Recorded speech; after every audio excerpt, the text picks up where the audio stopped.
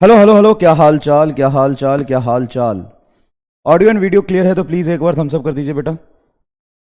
Audio and video clear है तो please एक बार थम्स अप कर दीजिए। Hello hello hello hello hello hello hello. Audio and video clear है तो प्लीज एक बार थम्स अप कर दीजिए। Hello hello hello hello hello hello hello. Audio and video clear है तो प्लीज एक बार थम्स अप कर दीजिए। Hello hello hello hello hello hello hello. Audio and video clear है तो प्लीज एक बार थम्स अप कर दीजिए। Hello hello hello hello hello. Please एक बार थम्स अप कर दीजिए।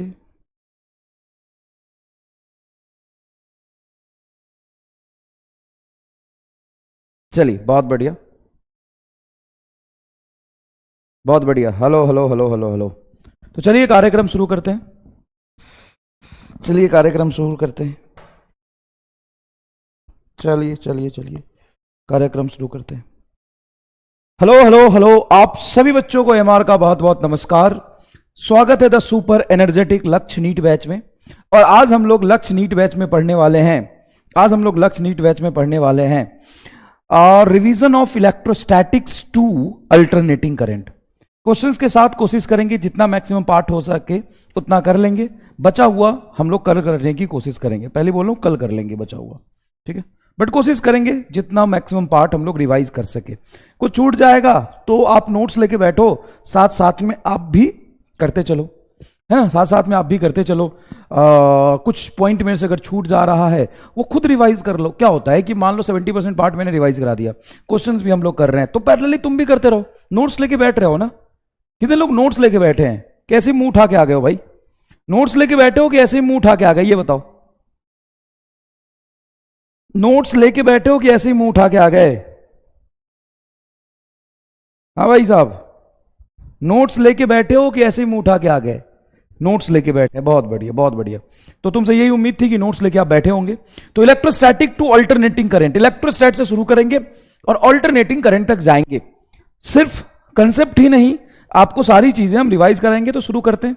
इलेक्ट्रोस्टैटिक, याद है वो दिन जब शुरू किया था इलेक्ट्रोस्टैटिक और बोला था कि इस बार एकदम पूरे जोश से पढ़ेंगे, ये कर देंगे वो कर देंगे। वो करते करते अब सिर्फ आ, चार चार तो 6 2 8 9 लेक्चर का कंटेंट बचा है बस। लास्ट के 3 सबसे छोटे छोटे चैप्टर बचा है और सब कुछ आप पढ़ चुके हैं। मैं रिवीजन कराने की हिम्मत इसलिए कर पाया क्योंकि सिलेबस अपना बहुत ही ज्यादा कंफर्टेबल है। 15 नवंबर तक तो आपका कंप्लीट 12th खत्म हो जाएगा, ठीक है। कंप्लीट 12th खत्म हो जाएगा। चलिए शुरू करते हैं। तो इलेक्ट्रोस्टैटिक में बेसिकली हमने क्या पढ़ा था? अगर मैं रोड मैप तैयार करूं तो क्या पढ़ा था? तो सबसे पहले सर चार्ज के बारे में पढ़ा था। उसके बाद इलेक्ट्रोस्टैटिक फोर्स के बारे में पढ़ा था। उस इलेक्ट्रोस्टैटिक फोर्स पढ़ने के बाद याद करिए आपने इलेक्ट्रिक फील्ड पढ़ा था। इलेक्ट्रिक फील्ड पढ़ने के बाद आपने क्या पढ़ा था बेटा? फ्लक्स पढ़ा था। फ्लक्स पढ़ा होगा। इलेक्ट्रिक फील्ड लाइंस पढ़ा होगा। इलेक्ट्रिक फील्ड लाइंस पढ़ा था। उसके बाद आपने क्या पढ़ा था? गॉस लॉ पढ़ा था। और गॉस लॉ पढ़ने के बाद फिर फ्लक्स के क्वेश्चंस और अलग किए थे। उसके बाद आपने डिफरेंट अरेंजमेंट का इलेक्ट्रिक फील्ड फिर से पढ़ा था। डिफरेंस अरेंजमेंट का इलेक्ट्रिक फील्ड आपने फिर से पढ़ा था। मोटा मोटी यही तो था, यही तो था इसका रोड मैप।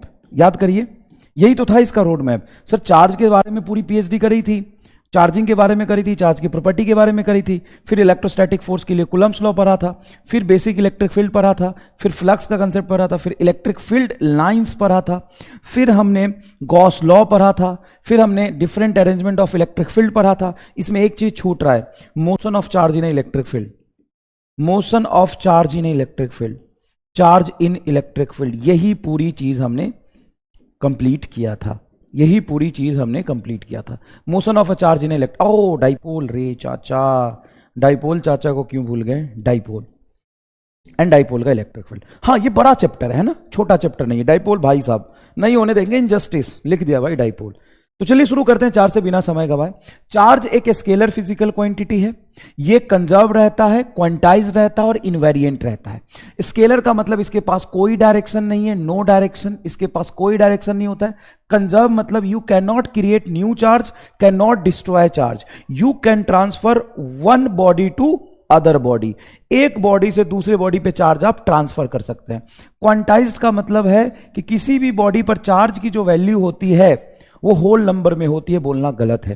क्या चार्ज क्वांटाइजेशन का मतलब चार्ज की वैल्यू होल नंबर में होगी?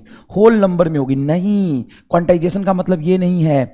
नंबर ऑफ इलेक्ट्रॉन जो होगा वो होल नंबर में होगा, number of electron hole number में होगा। सबसे मिनिमम चार्ज ही फ्रैक्शन में होता है। सबसे मिनिमम चार्ज कितना होता है? 1.6 इंटू 10⁻⁻19 सबसे मिनिमम चार्ज है। तो किसी भी बॉडी पे जो पॉसिबल चार्ज होगा Q बराबर n इंटू ये इलेक्ट्रॉनिक चार्ज के इंटीग्रल मल्टीपल में होगा। इनवेरिएंट का मतलब होता है charge does not depends upon speed, charge does not depends on frame of reference, frame of reference. अगर कोई चार्ज कहीं पे रखा हुआ है 2 कूलम, बैठ के देखोगे तो भी 2 कूलम और भाग के देखोगे तो भी 2 कूलम, बैठ के देखोगे तो भी 2 कूलम, भाग के देखोगे तो भी 2 कूलम। इसका ऐसा यूनिट होता है कूलम, सीजीएस यूनिट होता है स्टैट कूलम और फ्रैंकलिन और स्टैट कूलम सबसे छोटा यूनिट है चार्ज का। इलेक्ट्रोमैग्नेटिक यूनिट एंड फैराडे भी प्रैक्टिकल यूनिट है, फैराडे सबसे बड़ा यूनिट होता है। इतना याद रख लोगे काम चल जाएगा, इतना याद रख लो काम चल जाएगा। अगर ये पूरी बात दिमाग में घुस गई तो कमेंट बॉक्स में आग लगा दो भाई, पूरी बात दिमाग में घुस गई क्या? यस। अच्छा, चार्ज कितने तरह के होते हैं? 2 टाइप्स होते हैं चार्ज के, 2 टाइप्स होते हैं चार्ज के, 2 टाइप्स होते हैं। पहला होता है पॉजिटिव चार्ज। पॉजिटिव चार्ज का मतलब होता है डिफिशियंसी ऑफ इलेक्ट्रॉन के ट्रांसफर से ही चार्ज बॉडी पे आता है। अगर कोई न्यूट्रल बॉडी से तुम इलेक्ट्रॉन निकाल दोगे तो इसमें निगेटिव चार्ज कम हो जाएगा, तो पॉजिटिव प्रेजेंट हो जाएगा, और किसी न्यूट्रल बॉडी को तुम इलेक्ट्रॉन दे दोगे तो निगेटिव चार्ज हो जाएगा। तो निगेटिव चार्ज का मतलब होता है एक्सेस ऑफ इलेक्ट्रॉन, हां कि ना? नेगेटिव चार्ज का मतलब होता है एक्सेस ऑफ इलेक्ट्रॉन, हां कि ना? हाँ सर जीरो चार्ज भी तो होता है। जीरो चार्ज नहीं होता, जीरो चार्ज का मतलब होता है जितने नंबर ऑफ इलेक्ट्रॉन है उतने ही नंबर ऑफ क्या हो जाएंगे, जितने नंबर ऑफ इलेक्ट्रॉन है उतने ही नंबर ऑफ क्या हो जाएंगे, प्रोटॉन, तो न्यूट्रल हो जाएगा। Charge can not possible without mass. क्यों भाई, क्यों charge can not possible without mass? क्योंकि किसी भी बॉडी की चार्जिंग हम करते कैसे? इलेक्ट्रॉन के ट्रांसफर से। प्रोटॉन के ट्रांसफर से बॉडी चार्ज नहीं होती है, प्रोटॉन के ट्रांसफर से बॉडी चार्ज नहीं होती है, क्योंकि प्रोटॉन भारी होता है और अंदर घुसा होता है। ट्रांसफर किसका हो सकता है? इलेक्ट्रॉन का। ट्रांसफर किसका हो सकता है? इलेक्ट्रॉन का। तो सर किसी न्यूट्रल बॉडी को हम निगेटिव चार्ज कर रहे हैं, मतलब इलेक्ट्रॉन दे रहे हैं, किसी न्यूट्रल बॉडी को पॉजिटिव चार्ज कर रहे हैं, इलेक्ट्रॉन निकाल रहे हैं, तो मास चेंज होगा। हाँ, मास में इंक्रीज और डिक्रीज ड्यूरिंग चार्जेस। बहुत माइन्यूट चेंज होता है लेकिन मास चेंज होता है, बहुत माइन्यूट चेंज होता है लेकिन मास चेंज होता है। अगर हम पॉजिटिव चार्ज करेंगे किसी बॉडी को तो उसका मास डिक्रीज होगा, पॉजिटिव चार्ज करेंगे तो मास डिक्रीज होगा, और निगेटिव चार्ज करेंगे तो मास इंक्रीज होगा, निगेटिव चार्ज करेंगे तो मास इंक्रीज होगा। एक टर्म हम डिफाइन करते हैं स्पेसिफिक चार्ज, वो होता है चार्ज बटा मास। स्पेसिफिक चार्ज क्या होता है? चार्ज बटा मास। 1 कूलम 3 इंटू 10⁻⁹ ESU होता है। तो देखो मल्टीप्लाइंग फैक्टर बहुत बड़ा है, 3 इंटू 10⁻⁹, तो ESU सबसे छोटा यूनिट होगा, इसी को हम क्या कहते हैं? फ्रैंकलिन। और 1 फैराडे होता है 9600 कूलम, 9600 कूलम, 9600 कूलम, तो बहुत बड़ा यूनिट हो गया तुम्हारा फैराडे। स्पेसिफिक चार्ज होता है चार्ज बटा मास। मास स्पीड पे डिपेंड करता है लेकिन चार्ज स्पीड पे डिपेंड नहीं करता है। Specific charge is nothing but ratio of charge बटा उस बॉडी की मास। क्लियर है क्या? क्लियर है क्या? बहुत बढ़िया। चार्ज, मेथड ऑफ चार्जिंग, किसी बॉडी पर चार्ज लाने के 3 तरीके होते हैं। पहला होता है फ्रिक्शन। फ्रिक्शन से हम किसको चार्ज करते हैं? इंसुलेटर को। इंसुलेटर में इक्वल एंड अपोजिट चार्ज आते हैं। सर कैसे? रगड़ोगे, रब करोगे तो जिसका 96,500, ये 96,500 बिल्कुल सही है, 96,500 बिल्कुल सही है, 96,500। अगर रगड़ोगे, रब करोगे तो एक का आयोनाइजेशन पोटेंशियल कम होता है, मतलब इलेक्ट्रॉन लूज करने की क्षमता कम होती है। तो जिसकी लूज करने की क्षमता कम है वो लूज नहीं करेगा, और जिसकी लूज करने की क्षमता ज्यादा है वो जल्दी लूज कर देगा। तो एक बॉडी इलेक्ट्रॉन लूज करेगा तो दूसरा गेन करेगा। जो इलेक्ट्रॉन गेन करेगा पॉजिटिव चार्ज, जो इलेक्ट्रॉन लूज करेगा नेगेटिव चार्ज। तो जितना एक गेन करेगा उतना ही दूसरा लूज करेगा। हाँ, तो इस पर हमेशा equal and opposite charge appear होते हैं फ्रिक्शन से। फ्रिक्शन से कितने चार्ज आते हैं? Equal and opposite. फ्रिक्शन, क्या कंडक्टर को हम फ्रिक्शन से चार्ज कर सकते हैं? कंडक्टर को हम फ्रिक्शन से चार्ज कर सकते हैं। अगर मैं एक बात बोलूं, जब हम तुम्हारा नल है, नल, तो नल से जब पानी निकलता है, तो नल जो वाटर है वो लगातार नल के कंडक्टर से रगड़ खाता होगा, उसमें फ्लो कर रहा है, तो भाई फ्रिक्शन तो होता ही होगा वहां पे। तो क्या नल का जो पार्ट है वो चार्ज हो जाएगा? नहीं। फ्रिक्शन से, रब करने से, मान लो मेरे हाथ में 2 कंडक्टर है, मैं रब करूंगा तो चार्ज हो जाएगा क्या? नहीं। फ्रिक्शन से हम कंडक्टर को चार्ज नहीं कर सकते। बहुत इंपॉर्टेंट पॉइंट है, नहीं लिखा हुआ है तो लिख लीजिए। फ्रिक्शन से हम कंडक्टर को चार्ज नहीं कर सकते, फ्रिक्शन से हम कंडक्टर को चार्ज नहीं कर सकते। इंडक्शन क्या होता है? कंडक्टर में होता है और डाइलेक्ट्रिक में होता है। इस पर हम अपोजिट नेचर के चार्ज क्रिएट करते हैं में इक्वल और लेसर, में इक्वल और लेसर। जैसे कोई एक कंडक्टर है, कंडक्टर के इलेक्ट्रॉन क्या होते हैं, बेवफा होते हैं। ये 6 इलेक्ट्रॉन है, 6 पॉजिटिव चार्ज भी होंगे। अभी बॉडी कैसी है, न्यूट्रल। अगर यहां पे कोई हेवी पॉजिटिव चार्ज रख दूंगा तो क्या होगा सर, इसमें सारे इलेक्ट्रॉन पॉजिटिव चार्ज से अट्रैक्ट होकर इधर आ जाएंगे। तो जहां पे इलेक्ट्रॉन का एक्सनेसनेस हो गया वहां पे निगेटिव चार्ज आ जाएगा। हाँ, तो इफेक्टिवली आप इस रीजन को बोल दोगे निगेटिवली चार्ज, इस रीजन को बोल दोगे पॉजिटिव चार्ज।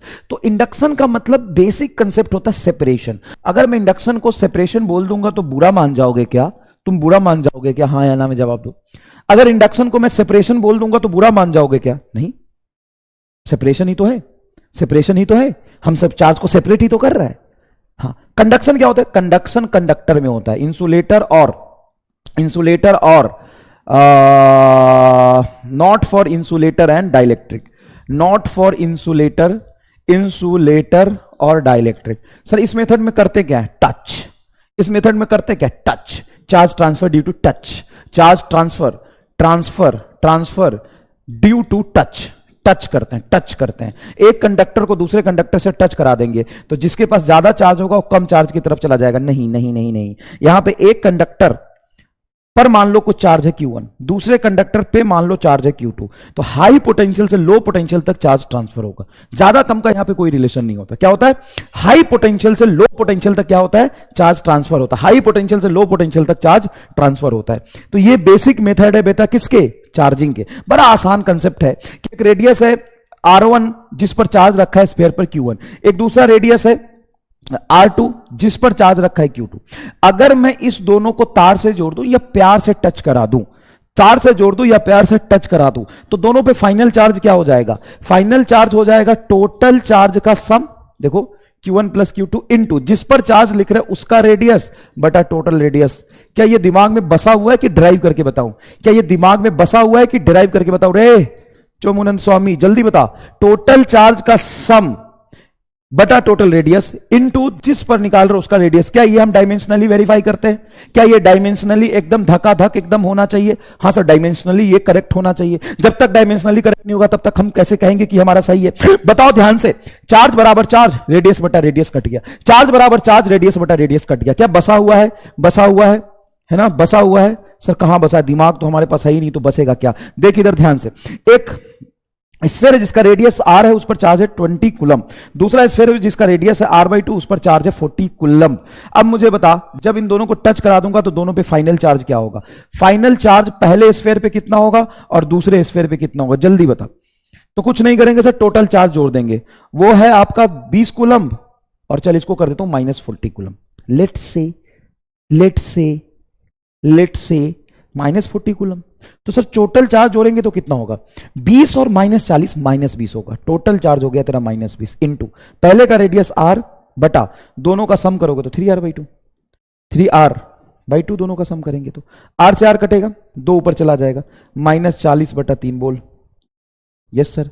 दूसरे पर चार्ज कितना होगा, -20 into r/2 divided by 3r/2, तो r/2 से r/2 कट जाएगा, -20/3।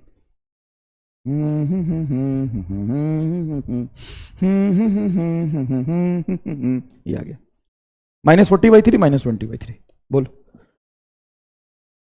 सुन ध्यान से, ये चार्ज पॉजिटिव है, ये चार्ज निगेटिव है, दोनों को ऐड करोगे तो प्लस माइनस के साथ स्केलर एडिशन करेगा, प्लस माइनस के साथ क्या करेगा, स्केलर एडिशन करेगा।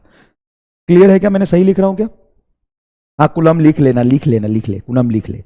तो ये चार्ज की पूरी बात हो गई।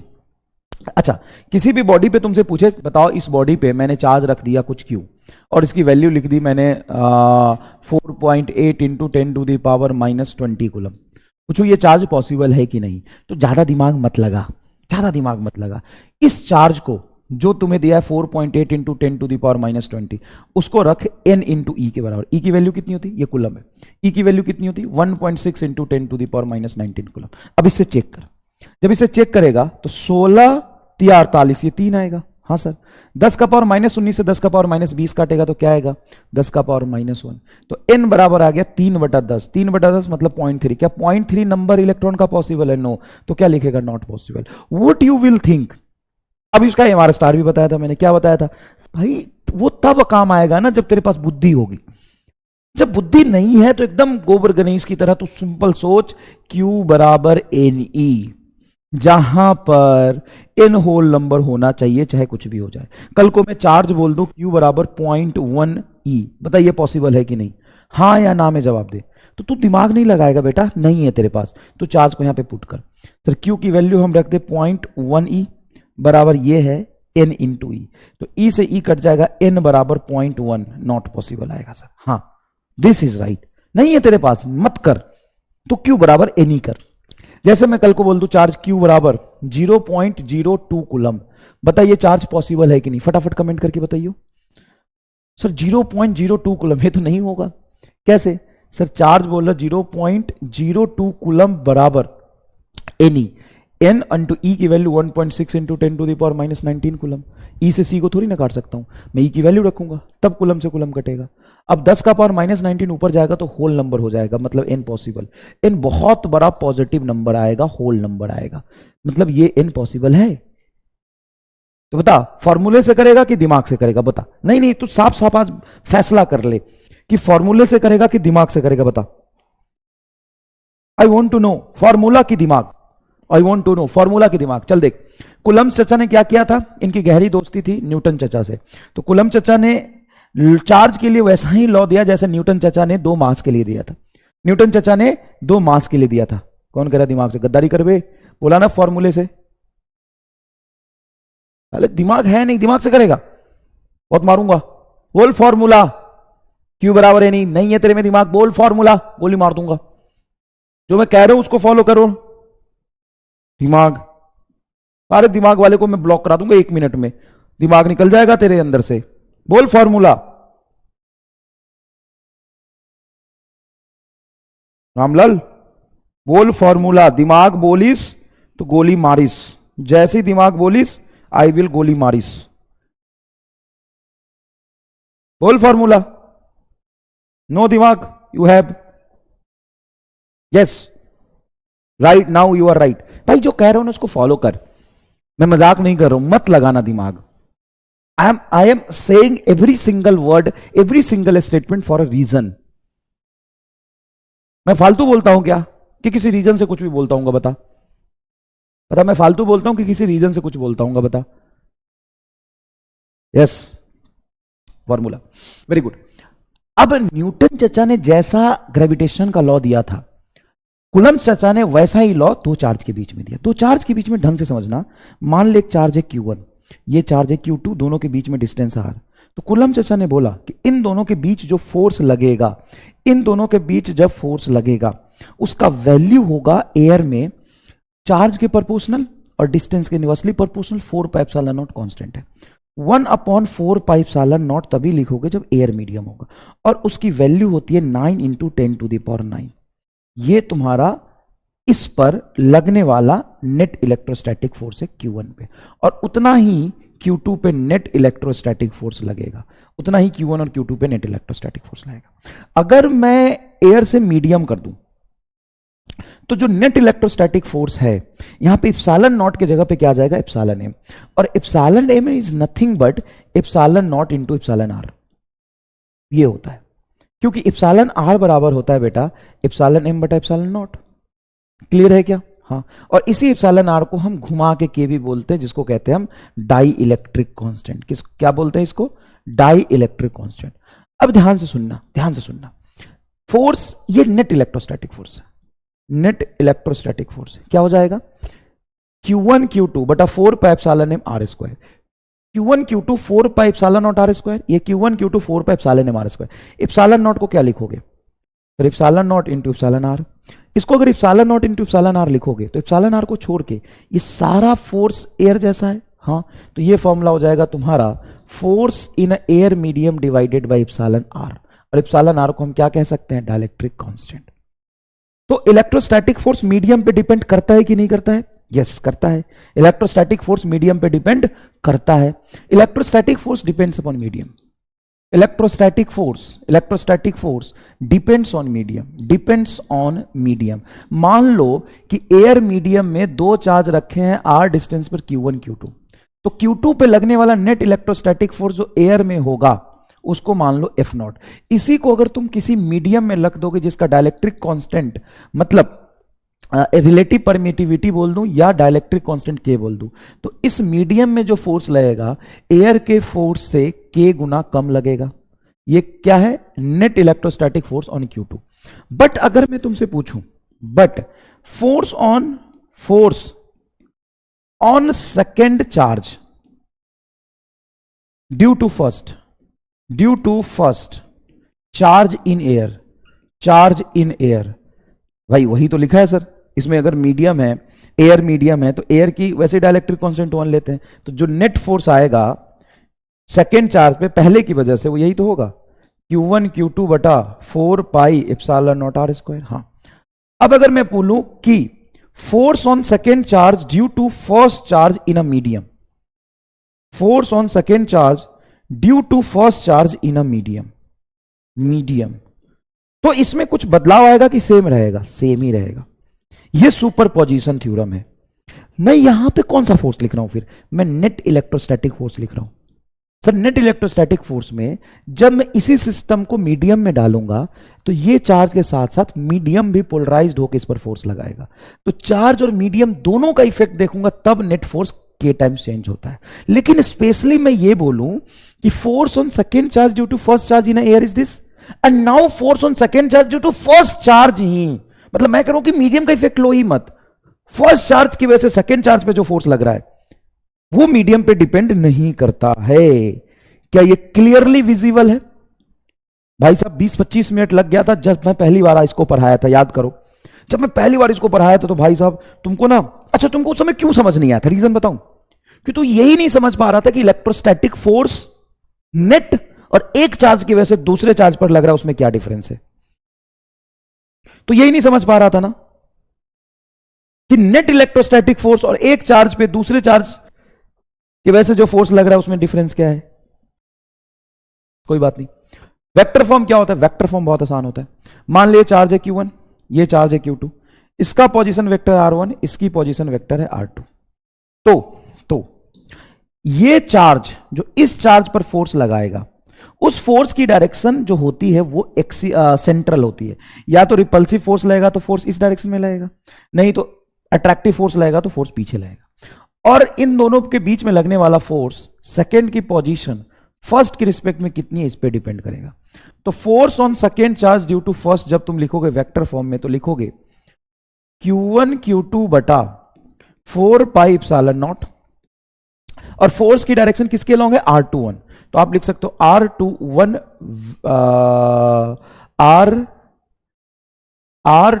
वेक्टर कैप, मतलब मैं R21 की सिर्फ डायरेक्शन ले रहा हूं, बटा इसके वेक्टर के मैग्नीट्यूड का स्क्वायर, R21 वेक्टर के मैग्नीट्यूड का स्क्वायर। देखो मैं Q1 Q2 पर फोर्स, Q1 की वजह से Q2 पर फोर्स लिख रहा हूं, तो बेटा इस चार्ज पे जो फोर्स है वो इस डिस्टेंस पे डिपेंड करेगी, इस पे डिपेंड करेगी, इस पे डिपेंड करेगी। फिर ऑब्वियस ही बात है, दोनों चार्ज के बीच में डिस्टेंस R21 है, उस पर डिपेंड करेगी। तो R21 वेक्टर के मैग्नीट्यूड का स्क्वायर ले लिया, हाँ सर डिस्टेंस के स्क्वायर पे डिपेंड करती, हो गया। और डायरेक्शन जो होगा वो इसके लॉन्ग होगा, पोजीशन वेक्टर के लॉन्ग होगा। लेकिन सर एक डाउट है सर, क्या सर फोर्स जो है अट्रैक्टिव भी तो हो सकता है फोर्स इस तरफ लगे। हाँ, कब अट्रैक्टिव होगा? जब अपोजिट नेचर के चार्ज होंगे। इसलिए वेक्टर फॉर्म में जब चार्ज की वैल्यू रखोगे तो नेचर के साथ रखोगे, साइन के साथ रखोगे। अगर दोनों पॉजिटिव है तो दोनों पॉजिटिव, तो फोर्स की डायरेक्शन पोजीशन वेक्टर की तरफ आएगी। दोनों निगेटिव तो माइनस माइनस प्लस, फोर्स की वेक्टर पोजीशन वेक्टर की तरफ आएगी। एक प्लस एक माइनस तो अपने आप यहाँ पे माइनस आ जाएगा, मतलब इसके निगेटिव डायरेक्शन मतलब अट्रैक्टिव फोर्स हो जाएगा। इसलिए कहते हैं कि वेक्टर फॉर्म में चार्ज की वैल्यू साइन के साथ रखते हैं। सर यूनिट वेक्टर क्या होता है? यूनिट वेक्टर होता है वेक्टर बटा मैग्नीट्यूड। तो ये हो जाएगा Q1 Q2 R21 वेक्टर बटा इसकी magnitude 4 pi epsilon naught R21 vector का cube. Unit vector is nothing but vector बटा मैग्नीट्यूड। तो देखो क्यूब आ गया, ऊपर वेक्टर लिखोगे तो क्यूब आएगा, यूनिट वेक्टर लिखोगे तो नीचे स्क्वायर आएगा। ठीक है, क्लियर है क्या? क्लियर है क्या? एक बार कमेंट बॉक्स में आग लगा के बता दीजिए एकदम क्लियर है। दूसरी बात कि जब आप स्केलर फॉर्म में लिखते हो तो यहां पे इस फॉर्मूले में चार्ज का साइन नहीं रखते। प्लस चार्ज हो तो प्लस, माइनस चार्ज हो तो माइनस, प्लस चार्ज हो तो प्लस, माइनस चार्ज हो तो माइनस। नहीं, प्लस चार्ज हो तो प्लस, माइनस चार्ज हो तो भी प्लस, इस फॉर्मूले में। सर क्यों? क्योंकि ये जो फॉर्मूला है वो सिर्फ फोर्स की वैल्यू बताता है। तो डायरेक्शन कैसे निकालेंगे? बुद्धि से। अब यहां बुद्धि लगाना। प्लस प्लस एक दूसरे को क्या करता है? रिपेल। और प्लस माइनस एक दूसरे को क्या करता है बेटा? अट्रैक्ट। बस इतनी सी बात तुम्हें याद रखनी है। अब मैं इलेक्ट्रिक फील्ड की अगर बात करूं, किसी भी पॉइंट चार्ज से r डिस्टेंस पर इलेक्ट्रिक फील्ड निकालूं, तो इलेक्ट्रिक फील्ड होता है force experience by unit charge. यही होता है क्या? इलेक्ट्रिक फील्ड क्या होता है? Force experience by unit charge. तो मान लो यहां पे कोई एक क्यू नॉट चार्ज रख दोगे, उसके वजह से इसके वजह से इस पर फोर्स निकालोगे, फिर उस क्यू नॉट से डिवाइड कर दो तो ये आ जाएगा के क्यू बाई आर स्क्वायर। मतलब इलेक्ट्रिक फील्ड के फॉर्मूले में फोर्स के फॉर्मूले से एक चार्ज कम होगा क्या? हाँ, इसका यूनिट तुम लिख सकते हो न्यूटन पर कूलम। फोर्स का फॉर्मूला न्यूटन, एक चार्ज कम है तो के क्यू बाई आर स्क्वायर हो जाएगा। पॉइंट चार्ज की वजह से इलेक्ट्रिक फील्ड वर्सेस डिस्टेंस का ग्राफ बनाओगे तो कुछ रेक्टेंगुलर हाइपरबोलिक ऐसा ग्राफ बनेगा क्या?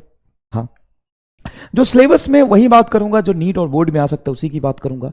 Infinite line charge, infinite line charge और सेमी सर्कुलर रिंग की वजह से जो इलेक्ट्रिक फील्ड होता है, infinite line charge, infinite line charge से आर डिस्टेंस पर या सेमी सर्कुलर रिंग के सेंटर पे इलेक्ट्रिक फील्ड होता है 2k लेमडा बटा इनफाइनाइट लार्ज चार्ज से डिस्टेंस r और इस सेमी सर्कुलर का radius r, 2k lambda by are.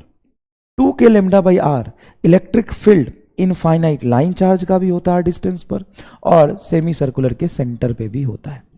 Sir अगर सेमी इनफाइनाइट लाइन हो तो root 2k lambda by are हो जाता है सेमी इनफाइनाइट लाइन से। सेमी इनफाइनाइट मतलब एक इंट फाइनाइट हो, दूसरा इन्फिनिटी पे चला जाए तो। और यहाँ पे क्वार्टर सर्कल की वजह से हो जाता है root 2k lambda by R. Quarter circle की वजह से क्या हो जाता है? Root 2k lambda by R. याद है क्या? Root 2k lambda by R याद है क्या? रूट 2k लेमडा बाई याद है क्या? यहाँ पे देखियो इनफाइनाइट लाइन चार्ज, जब चार्ज डेंसिटी लेमडा है, क्या है बेटा? चार्ज डेंसिटी लेमडा है, तो इसके वजह से आर डिस्टेंस पर जो इलेक्ट्रिक फील्ड आता है बेटा 2k लेमडा बाई आर आता है। बड़ा सिंपल, पॉजिटिव चार्ज है तो आगे की तरफ दूर, और यही निगेटिव चार्ज होगा तो इसकी तरफ। खत्म। सेमी इनफाइनाइट चार्ज अगर है मतलब एक तरफ तो इन्फिनिटी पे गया है, दूसरी तरफ इसका एंड हमें पता है, तो इससे स्मॉल आर डिस्टेंस पे जो इलेक्ट्रिक फील्ड होता है वो था रूट 2k लेमडा बटा आर।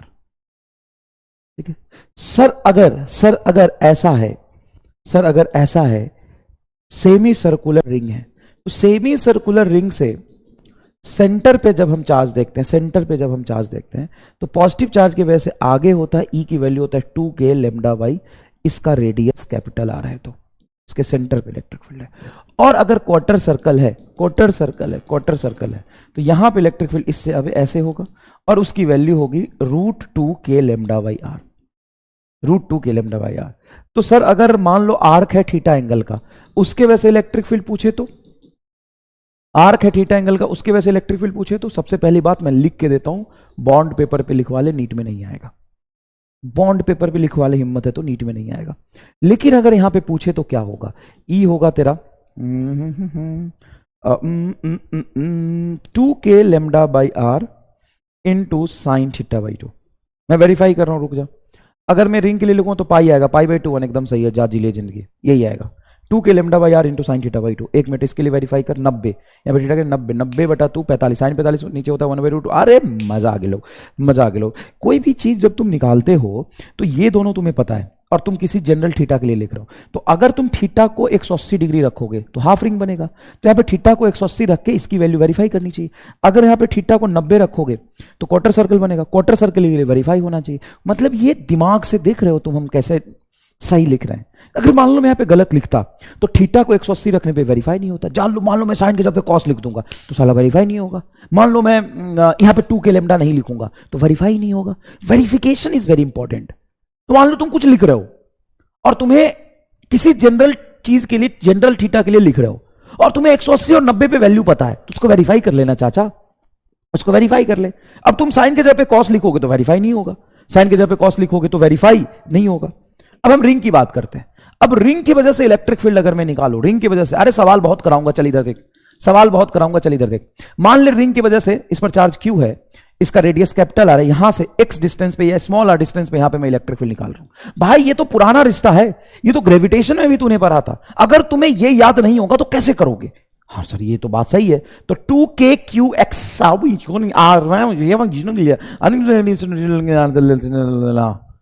सर 2 आएगा कि नहीं आएगा? के क्यों आने जो वही आनी जो वही नाम बम।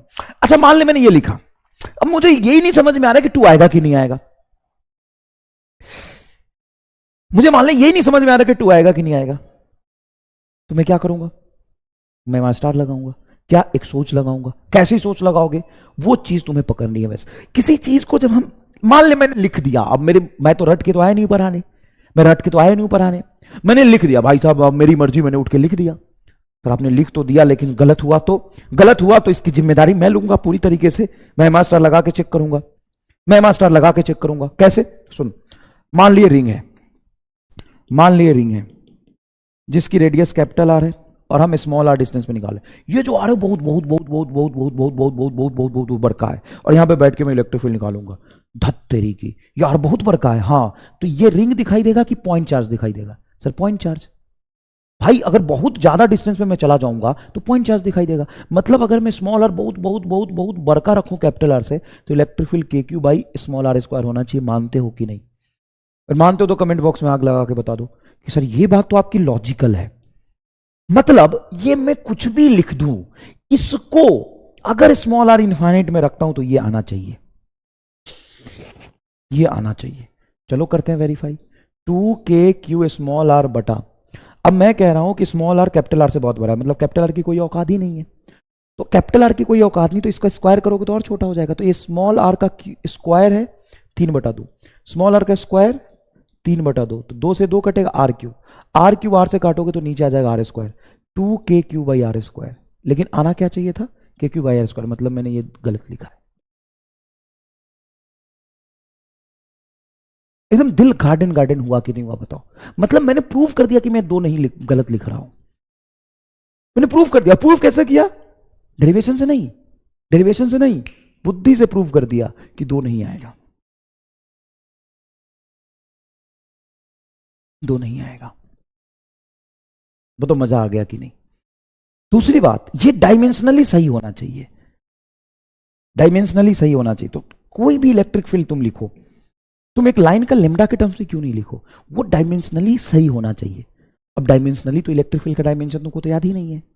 नहीं तो इसका एक जोरदार एम स्टार निकाला मैंने। क्या? कभी भी तुम किसी का डायमेंशन देखते हो ना, तो तुम डायमेंशन मत देखो, तुम डायमेंशनल फॉर्मेट देखो। अब तुम इलेक्ट्रिक फील्ड का डायमेंशन मैं पूछूं तो किसी को याद है क्या?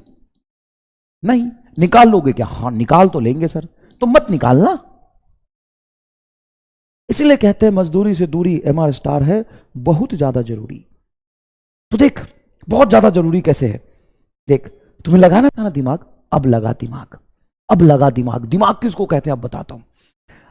अब साहब तू इलेक्ट्रिक फील्ड किसी का भी निकाल। अब इलेक्ट्रिक फील्ड तू अगर पॉइंट चार्ज का निकाल रहा है, रिंग का निकाल रहा है, स्फीयर का निकाल रहा है, डाइपोल का निकाल रहा है, घोड़ा का निकाल रहा है, गधा का निकाल रहा है, किसी का भी इलेक्ट्रिक फील्ड निकाल रहा है, तो सबका डायमेंशन तो सेम आएगा। हाँ डायमेंशन तो सेम आएगा, लेकिन सर हमें इलेक्ट्रिक फील्ड का डायमेंशन ही नहीं आता, तो हम कैसे निकालेंगे? हमको तो इलेक्ट्रिक फील्ड का डायमेंशन ही नहीं आता, जरूरत भी नहीं है। तू डायमेंशन मत निकाल, तू डायमेंशनल फॉर्मेट देख। तो इलेक्ट्रिक फील्ड का डायमेंशनल फॉर्मेट KQ बटा आर स्क्वायर होता है। K एक चार्ज बटा डिस्टेंस का आर स्क्वायर। हाँ अब तू मान ले कि तू हाफ रिंग का निकाल रहा है, तो K तो आ गया, हाँ आर भी एक आगे 2 आर आना चाहिए। अब लेमडा क्या होता है sir? Charge per unit length. तो लेमडा को लिखोगे चार्ज बटा लेंथ। हाँ सर चार्ज बटा लेंथ। तो K लेमडा को लिखोगे चार्ज, तो K चार्ज बटा लेंथ, एक लेंथ पहले से तो लेंथ का स्क्वायर। ये इत्तिफाक नहीं है, ये एक कारण है कि 2k बटा लेमडा आर स्क्वायर नहीं आया है, एक ही आर आया है। एक आर आना एक इत्तिफाक है कि कंसेप्ट है। सर कंसेप्ट है, किसका कंसेप्ट है? डायमेंशन का। सर इसका मतलब मैं किसी का भी इलेक्ट्रिक फील्ड निकालूं, उसका dimensional format KQ by R square जैसा दिखना चाहिए। हाँ इसीलिए एक कंडक्टिंग प्लेट के सरफेस पर इलेक्ट्रिक फील्ड देखते हैं तो सिग्मा अपन इप्सिलॉन नॉट आता है। सर ले लोटा के, इसमें तो K भी नहीं है, इसमें तो R भी नहीं है, इसमें तो चार्ज भी नहीं है। हाँ सब कुछ वही है जो होना चाहिए। सब कुछ वही है जो होना चाहिए। कैसे? देख देख, के का मतलब क्या होता है? के का मतलब होता है 1/4 पाई एप्सिलॉन नॉट। तो 4 पाई तो डायमेंशन लेस है, 1/एप्सिलॉन नॉट का जो डायमेंशन होता है वही के होता है। सर वो तो मैच कर गया। सिग्मा क्या है? सिग्मा है surface charge density. Surface charge density charge बटा एरिया, और एरिया होता है डिस्टेंस का स्क्वायर। एरिया होता है डिस्टेंस का स्क्वायर। तो सिग्मा का मतलब चार्ज बटा डिस्टेंस का स्क्वायर मैच कर गया। 1/सिग्मा के है जय स्टार, ना ना सॉरी, मतलब जय कंसेप्ट, जय कंसेप्ट नहीं, जय डायमेंशन, जय डायमेंशन। बताओ, चार्ज, सरफेस चार्ज डेंसिटी है, सरफेस चार्ज डेंसिटी होगा चार्ज बटा एरिया, चार्ज बटा एरिया। तो मजा आ गया लोग। अच्छा रुक रुक रुक, अभी रुक रुक रुक रुक। जो इलेक्ट्रिक फील्ड तुमने लिखा है, इस इलेक्ट्रिक फील्ड का मतलब रिंग के इलेक्ट्रिक फील्ड का ग्राफ कैसे बनता है डिस्टेंस के साथ? डिस्टेंस के साथ ग्राफ ऐसे बनता है। ये इलेक्ट्रिक फील्ड मैक्सिमम कहां पे होता है? रेडियस बटा √2 पे इलेक्ट्रिक फील्ड मैक्सिमम होता है। रेडियस बटा √2 पे इलेक्ट्रिक फील्ड क्या होता है? मैक्सिमम होता है। समझ में आया? समझ में आया? हाँ सर। डाइपोल की अगर बात करोगे तो याद रखना, मान ले ये तेरा डाइपोल है, ये माइनस चार्ज है, ये प्लस चार्ज है, दोनों के बीच में 2a डिस्टेंस है। यहां से अगर मैं r डिस्टेंस पे जाके इलेक्ट्रिक फील्ड लिख रहा हूं, तो पहले स्मॉल डाइपोल के लिए लिखोगे ना तो एक्सिस पे इससे डबल आता है, और यहां पे रिंग जैसा इलेक्ट्रिक फील्ड पीछे की तरफ आएगा। तो यहां पे इलेक्ट्रिक फील्ड होता है के क्यू, जो ये चार्ज मैंने लिया है क्यू, 2a, और ये वाला डिस्टेंस r, 2ar। तो उधर तो दो डिस्टेंस ऊपर लिख लिया सर आपने, देखो ना, a इंटू आर दोनों लिख लिया, तो सर आपने ऊपर तो 2 डिस्टेंस लिख लिया। तो इसीलिए यहां पे आना चाहिए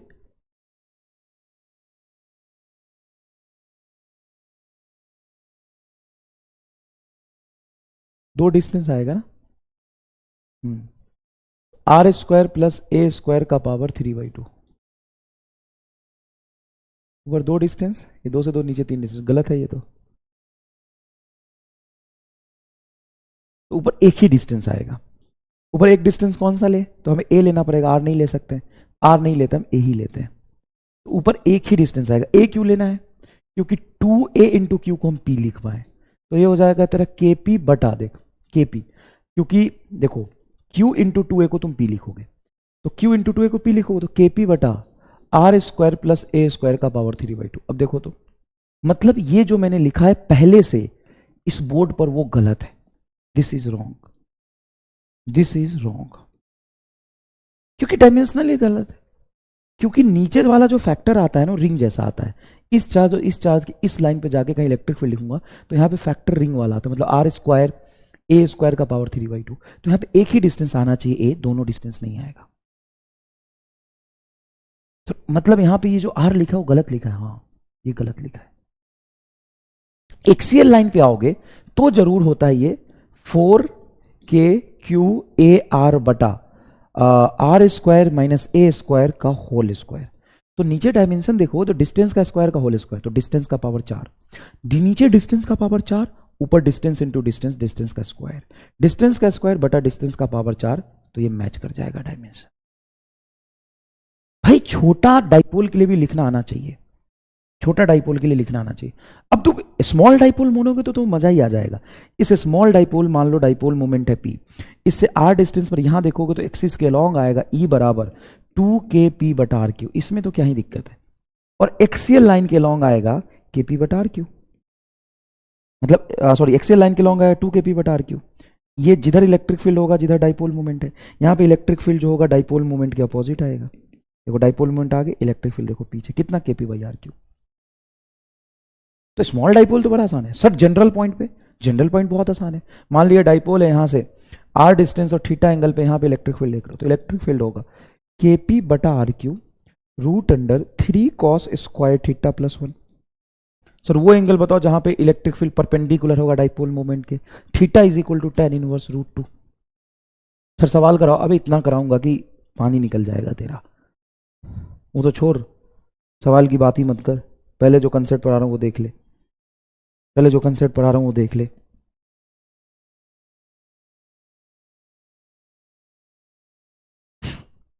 ठीक है क्या? 3 cos² थीटा प्लस 1 होगा क्या? भाई पढ़ाया हुआ है ना ये चीज, ऐसा तो है नहीं कि हमने नहीं पढ़ा है, ऐसा तो है नहीं कि हमने नहीं पढ़ा है। पढ़ाया हुआ कि नहीं पढ़ाया हुआ बताओ?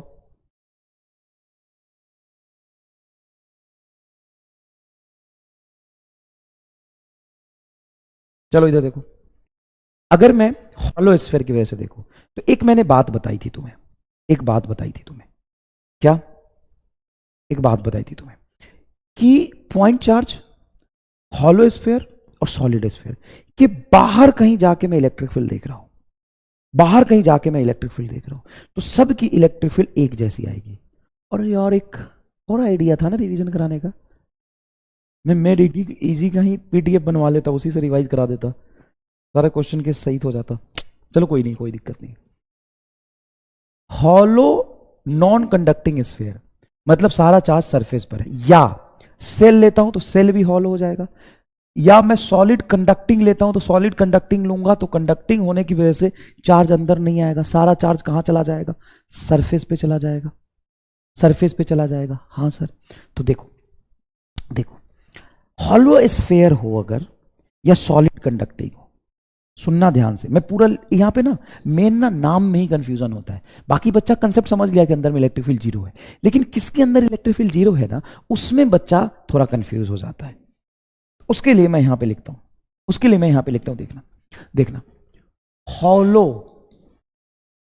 नॉन कंडक्टिंग स्फीयर, अगर सॉलिड है नॉन कंडक्टिंग में तो वैलिड नहीं होगा, हॉलो नॉन कंडक्टिंग स्फीयर हो उसकी बात कर मैं, हॉलो नॉन कंडक्टिंग स्फीयर, या सेल की बात कर रहा हूं, सेल का मतलब ही होता है हॉलो चाहे कुछ भी हो, या कंडक्टिंग, कंडक्टिंग हॉलो और कंडक्टिंग सॉलिड, कंडक्टिंग सॉलिड। अगर मैं कंडक्टिंग की बात करूं तो सॉलिड लूं हॉलो लूं, चार्ज सरफेस पर ही जाएगा। तो सर इसमें बचा क्या? नॉन कंडक्टिंग सॉलिड स्फीयर बच गया, बस। क्या बच गया? नॉन कंडक्टिंग सॉलिड स्फीयर बच गया। अच्छा, ये तो सही बात है। तो इसके अंदर में इलेक्ट्रिक फील्ड क्या होता है? जीरो। सरफेस पे क्या होगा? K Q by R square, और बाहर में क्या होगा? K Q by small R square. जहां पे जो स्मॉल आर आप डिस्टेंस ले रहे हैं ये फ्रॉम सेंटर होगा, सरफेस नहीं। क्या होगा? From centre. तो देखिए इलेक्ट्रिक फील्ड वर्सेस डिस्टेंस का ग्राफ, अंदर में इलेक्ट्रिक फील्ड क्या है? जीरो, बाहर में देखिए inversely proportional to R square, बाहर में inversely proportional to R square. Non conducting solid sphere की बात करेंगे तो electric field K Q small R बटा कैपिटल आर क्यूब होता है अंदर में, देखो डायमेंशन मैच कर गया। और एक चीज जो तूने ईएम वेव तक पढ़ी थी, सच में अगर तुम्हें यह चीज याद है कि मैंने एक यहां पे एमआर स्टार बताया था कि तुम अंदर में इलेक्ट्रिक फील्ड निकालो, मैग्नेटिक फील्ड निकालो, इंड्यूस इलेक्ट्रिक फील्ड निकालो, इंड्यूस मैग्नेटिक फील्ड निकालो, या ग्रेविटेशनल फील्ड निकालो, सॉलिड के अंदर डायरेक्टली प्रोपोर्शनल टू डिस्टेंस होता है फ्रॉम सेंटर। मैग्नेटिज्म में भी वैलिड था सॉलिड सिलेंडर के अंदर, ये इंड्यूस इलेक्ट्रिक फील्ड के लिए वैलिड है, मैग्नेटिक फील्ड के लिए वैलिड है कि सॉलिड चीजों के अंदर जब आप इलेक्ट्रिक फील्ड निकालते हैं, ग्रेविटेशनल फील्ड के लिए भी वैलिड है। सॉलिड स्फीयर के अंदर ग्रेविटेशनल फील्ड निकालोगे, कहीं भी तुम सॉलिड ऑब्जेक्ट के अंदर फील्ड निकालते हो, वो डायरेक्टली प्रोपोर्शनल टू डिस्टेंस होता है। तो इलेक्ट्रिक फील्ड अंदर में डायरेक्टली प्रोपोर्शनल डिस्टेंस, तो सर ऊपर एक डिस्टेंस आ गया, नीचे तो डिस्टेंस का स्क्वायर होना चाहिए, तो डिस्टेंस का क्यूब कर दिया, के क्यू बाई आर। और डेंसिटी के टर्म्स में होता है rho r by 3 epsilon naught. क्या होता है? Rho r by 3 epsilon naught. Surface पे, सरफेस में वही जो हॉलो स्फीयर के लिए था, बाहर में वही जो हॉलो स्फीयर के लिए था। तो इलेक्ट्रिक फील्ड डिस्टेंस ग्राफ पहले डिस्टेंस बढ़ाने से बढ़ेगा, सरफेस पर मैक्सिमम होगा, और बाहर में फिर पॉइंट चार्ज की तरह रेक्टेंगुलर हाइपरबोलिक होगा, रेक्टेंगुलर हाइपरबोलिक होगा। समझ में आता है क्या ये बात? हाँ sir. Electric field due to plate क्या होगा? Sigma upon epsilon naught. Electric field due to thin sheet लिखूं या नॉन कंडक्टिंग सीट लिखूं? कंडक्टिंग, कंडक्टिंग लिखा है प्लेट तो sigma upon epsilon naught, non conducting plate हो या थिन सीट लिखा हो तो सिग्मा अपन 2 एप्सिलॉन नॉट होता है। ये वाला जो इलेक्ट्रिक फील्ड है वो डिस्टेंस पर डिपेंड नहीं करता है। जब किसी डाइपोल को अगर आप इलेक्ट्रिक फील्ड में रख दोगे, यूनिफॉर्म इलेक्ट्रिक फील्ड में, जब किसी डाइपोल को आप यूनिफॉर्म इलेक्ट्रिक फील्ड में रख दोगे तो यूनिफॉर्म इलेक्ट्रिक फील्ड का एक ही काम है कि उस डाइपोल को अपने डायरेक्शन में अलाइन करके रखना चाहता है, अपने डायरेक्शन में अलाइन करके रखना चाहता है। इस पर हमेशा अगर यूनिफॉर्म इलेक्ट्रिक फील्ड है तो हमेशा इस पर नेट फोर्स कितना लगाएगा? जीरो। और यह चीज आपने एक जगह पर पढ़ा है कि 3 जगह पढ़ा है? और 3 जगह कहां कहां पढ़ा है ये बताओ?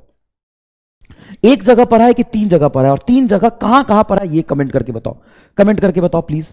ये कहां कहां पढ़ा है 3 जगह, ये कमेंट करके बताओ।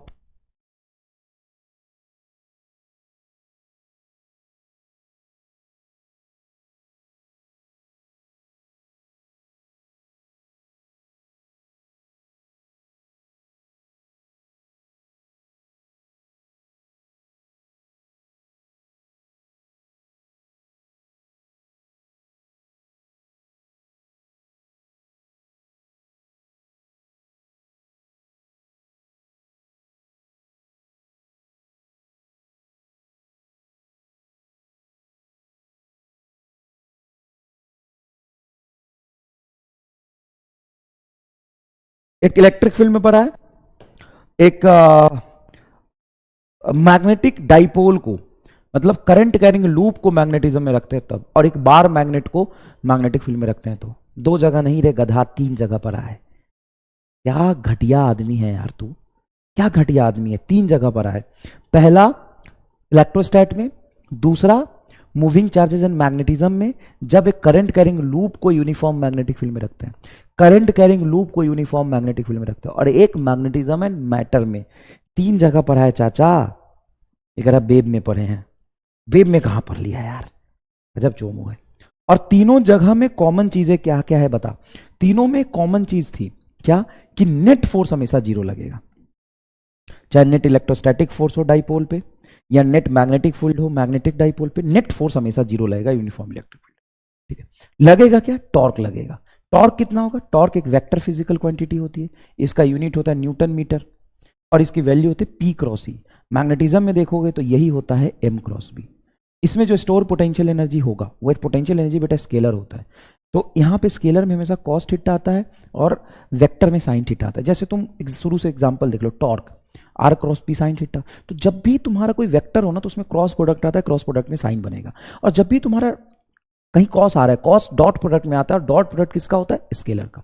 इसलिए टॉर्क है तेरा पी क्रॉस ई, टॉर्क है तेरा P sine theta, and potential energy scalar, इसलिए डॉट प्रोडक्ट होगा माइनस पी डॉट ई, मतलब minus P cos theta.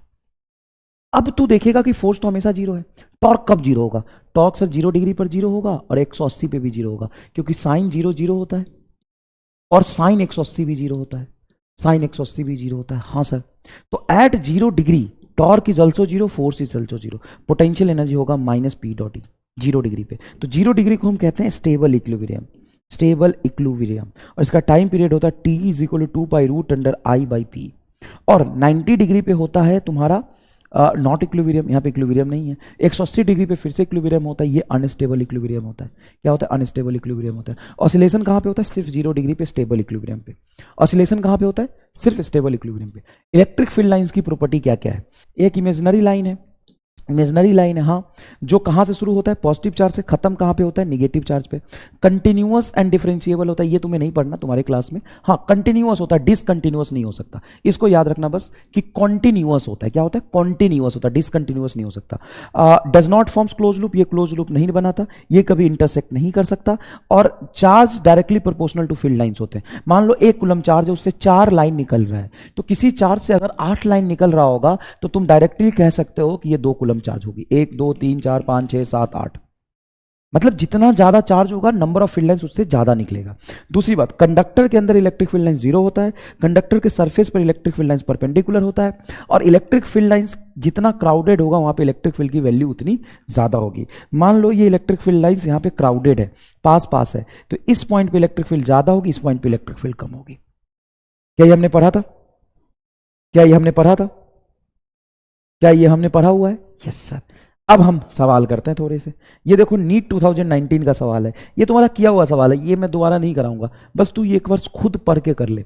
2 point charge A and B having charge plus Q and minus Q respectively are placed at a distance certain distance apart. Certain distance नहीं बताया तो force उस पर F लग रहा है, तो एक प्लस क्यू चार्ज है, मान ले डी डिस्टेंस पर ये माइनस क्यू चार्ज रख दिया। अब इस पे फोर्स एफ लग रहा है, एफ की वैल्यू होगी के क्यू स्क्वायर बटा D square. 25% charge from A is transfer to B. अगर 25% चार्ज ए का तुम ले जाओगे तो हमें बचेगा क्या, 75%, मतलब 3/4 क्यू बचेगा, और Q/4 को उसको दे दोगे। तो पहले से था माइनस क्यू प्लस Q/4 करोगे, तो माइनस क्यू प्लस Q/4 कितना हो जाएगा सर, माइनस एलसीएम लेंगे 4, 4 माइनस प्लस 1, तो माइनस 3Q/4 आएगा सर। अब ये 3Q/4 और ये भी 3Q/4, तो अब जब फोर्स लिखोगे तो 3/4 3/4 9/16, तो फोर्स कितना गुना कम हो जाएगा, 9/16 गुना हो जाएगा। क्या ये देख के पता चल रहा है बेटा, क्या ये देख के पता चल रहा है? तो चार्ज का जब ट्रांसफर करोगे तो ध्यान से करियो, चार्ज का जब ट्रांसफर करोगे तो ध्यान से करना, ठीक है। आओ सवाल देखते हैं। The charge Q is placed at the center of the line joining of the two equal charge plus Q. A charge Q is placed at the center of the line joining of two equal charge Q. देखो एक Q charge है, Q charge है, just इसके centre पे एक charge रख दिया small q, ये डिस्टेंस हो जाएगा आपका d/2 और ये डिस्टेंस हो जाएगा आपका d/2, ठीक है। Okay then the system of the three charges will be in equilibrium if small Q is, इस क्यू की वैल्यू क्या होगी ताकि पूरा सिस्टम इक्विलिब्रियम में रहे। एक चीज बताता हूं बेटा, पूरा सिस्टम इक्विलिब्रियम में रहने के लिए सबसे पहले छोटे चार्ज की इक्विलिब्रियम की कंडीशन देखो। तो ये सेम चार्जेस के बीच में है, तो ऑब्वियस सी बात है कि जितना ये फोर्स लगाएगा अपनी तरफ अट्रैक्टिव, उतना ये फोर्स लगाएगा अपनी तरफ अट्रैक्टिव। या रिपल्सिव भी लगाए तो अपोजिट डायरेक्शन में लगाएगा। तो स्मॉल क्यू की इक्विलिब्रियम हो गई क्या? तो बीच में रखोगे तो स्मॉल क्यू तो इक्विलिब्रियम में ही आ गया। अब इसको इक्विलिब्रियम में कर दो। कैसे करोगे? तो ये जितना चार्ज फोर्स इस पर लगाएगा इतना ही अपोजिट, ये जो चार्ज है वही ये चार्ज है, तो रिपल्सिव फोर्स लगेगा। हाँ सर, तो इसको अट्रैक्टिव लगाना चाहिए। बस इन दोनों फोर्स की वैल्यू आराम से लिख के बराबर कर दो। एग्जाम में फाइनली बेटा कंसेप्ट ही काम आएगा जो बहुत आराम से और प्यार से तुम करके देखोगे। बताओ ऐसे सवाल तुम कर सकते हो कि नहीं कर सकते हो? ऐसे सवाल तुम कर सकते हो कि नहीं कर सकते हो? सर बहुत आसान है, ये निगेटिव चार्ज आएगा और Q/4 होगा। तो तुम्हें ये सीखना है कि हम आराम से प्यार से सवाल को अटेम्प्ट करें। पॉइंट चार्ज +4Q, ठीक है, +4Q है। Point charge +4Q, -Q and +4Q, place at distance 0, A and 2A। मतलब x इज इक्वल टू 0 पे है, x इज इक्वल टू ये A पर है, x is equal to 2A पर है। ठीक है, ये भी 4Q है क्या? हाँ ये भी 4Q है, देखो ना, 4Q एंड -Q। ठीक है सर, ओके ओके ओके। तो only -Q in a stable equilibrium, all the charges in a stable equilibrium, all the charges are in unstable equilibrium, none of the charges in equilibrium। अब ये बहुत बड़ा सवाल है, एक स्टेटमेंट में बोलूंगा, जरा ध्यान से सुनना। Stable equilibrium in electrostat is never possible. Stable equilibrium, equilibrium of charge, not dipole, of charge is never possible. पता नहीं मैंने ये बात बताई थी कि नहीं बताई थी पढ़ाते समय, लेकिन अगर मैं ऐसा बोल देता हूं तो इसको तुम ट्रू बोलोगे कि फॉल्स बोलोगे? ये बताओ, ट्रू बोलोगे कि फॉल्स बोलोगे? शायद मैंने पढ़ाया था, मुझे नहीं पता एग्जैक्टली। ट्रू बोलोगे कि फॉल्स बोलोगे? ये बताओ, अगर मैं ऐसा बोल देता हूं तो बोलो, ट्रू बोलोगे कि फॉल्स बोलोगे? ये बताओ।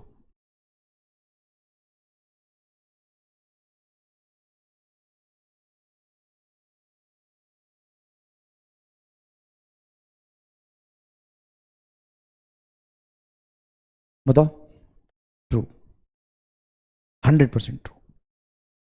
ये मैंने पढ़ाया था या नहीं पढ़ाया था? मतलब पढ़ाने वाला टॉपिक नहीं, ये कंसेप्ट है बस। ट्रू, फॉल्स गलत हो जाएगा। रीजन में बड़े प्यार से आराम से समझाता हूं, रीजन में आराम से समझाता हूं। मैंने क्या लिखा? Stable equilibrium of charge is never possible in electrostat. Sir stable equilibrium कभी हो ही नहीं सकता। मैंने यहां पे क्या बोला है? Stable equilibrium. मैंने कोई डायरेक्शन नहीं बताया, मैंने सिर्फ बोला स्टेबल इक्विलिब्रियम। तो जब मैं स्टेबल इक्विलिब्रियम बोल रहा हूं तो क्या मैं सारी डायरेक्शन कंसीडर करके स्टेबल इक्विलिब्रियम बोल रहा हूं? हाँ सर, किसी एक डायरेक्शन में स्टेबल इक्विलिब्रियम हो सकता है। अगर मैं ऐसा स्टेटमेंट लिखूं कि stable equilibrium in X axis, वो चलेगा। लेकिन मैं ऐसा बोल दूं कि स्टेबल इक्विलिब्रियम जनरलाइज स्टेटमेंट, तो ये कभी इलेक्ट्रोस्टैट में हो ही नहीं सकता है चार्ज के लिए। अब देखो यहां पर ये -Q चार्ज है। अब इस -Q चार्ज को मैं इसके वजह से इस पर फोर्स देखूं तो जितना अट्रैक्टिव होगा उतना ही ये 4Q अपनी तरफ लगाए। क्यों? 0 से A पर तो ये डिस्टेंस तुम्हारा कितना है सर? A है, और चार्ज कितना है? 4Q। ये A है और ये 2 है, तो ये भी डिस्टेंस कितना है? A है, और ये चार्ज है 4Q। जितना ये अपनी तरफ अट्रैक्ट करेगा F1 से उतना ही ये अपनी तरफ अट्रैक्ट करेगा F2 से। हाँ सर। अब अगर मैं इस चार्ज को थोड़ा सा इसके पास ले जाके यहां ले जाके छोड़ दूं तो क्या होगा? सर यहां ले जाके छोड़ दोगे तो इससे डिस्टेंस कम हो जाएगा, इसका अट्रैक्शन बढ़ जाएगा, तो अपनी तरफ खींच लेगा। तो इसको जब मैंने डिस्टर्ब किया तो ये वापस नहीं आया। नहीं सर, तो ये अनस्टेबल इक्विलिब्रियम हो गया। हाँ, तो ये इस चार्ज का अनस्टेबल इक्विलिब्रियम है एक्स एक्सिस में। लेकिन यही system same 4Q and 4Q के बीच में -Q चार्ज रख दूं और इसको मैं y एक्सिस में यहां पे डिस्प्लेस करके ले आऊं, तो ये अपनी तरफ इधर खींचेगा, ये अपनी तरफ इधर खींचेगा। दोनों का नेट फोर्स इसको वापस अपनी पोजीशन पे ले आएगा। इसका फोर्स और इसका फोर्स ऐड करके एकदम बीच में आएगा जो इसको वापस ले आएगा। मतलब ये माइनस क्यू चार्ज क्या है सर, स्टेबल है वाई एक्सिस में। ये minus Q charge x axis में क्या है, अनस्टेबल। तो एक में स्टेबल तो दूसरे में अनस्टेबल पक्का हो जाएगा। सर अगर दोनों में स्टेबल हम जुगाड़ करके दिखा दे तो हो सकता है जुगाड़ करके तो दोनों में स्टेबल ले आएगा, तो भाई जेड में अनस्टेबल हो जाएगा। सर जेड में भी स्टेबल ढूंढ लिए तो एक्स और वाई के बीच में अनस्टेबल हो जाएगा। साला मैं कोई ना कोई डायरेक्शन तो ढूंढ ही दूंगा चार्ज का जहां पे वो डिस्प्लेस करने के बाद वापस ना आए। मतलब स्टेबल पर्टिकुलर एक डायरेक्शन में हो सकता है। अगर मैं ऐसा लिखूं stable equilibrium in X axis, may be stable equilibrium in Y axis, may be. लेकिन अगर मैं स्टेबल इक्विलिब्रियम ही सिर्फ लिख दूं तो ये तो पॉसिबल नहीं हुआ ना। थोड़ा सा लैंग्वेज समझ। बता, अगर मैं बोलूं कि ये चार्ज एक्स एक्सिस में अनस्टेबल है तो क्या बोलेगा, सर सही है। वाई एक्सिस में अनस्टेबल है तो क्या बोलेगा, सर सही है। अगर मैं बोल दूं कि जनरलाइज ये चार्ज स्टेबल इक्विलिब्रियम में, ये चार्ज स्टेबल इक्विलिब्रियम में, तो क्या बोलेगा, सर स्टेबल इक्विलिब्रियम में तो हर डायरेक्शन चेक करना पड़ेगा। सोच सोच, हर डायरेक्शन चेक करना पड़ेगा। बता,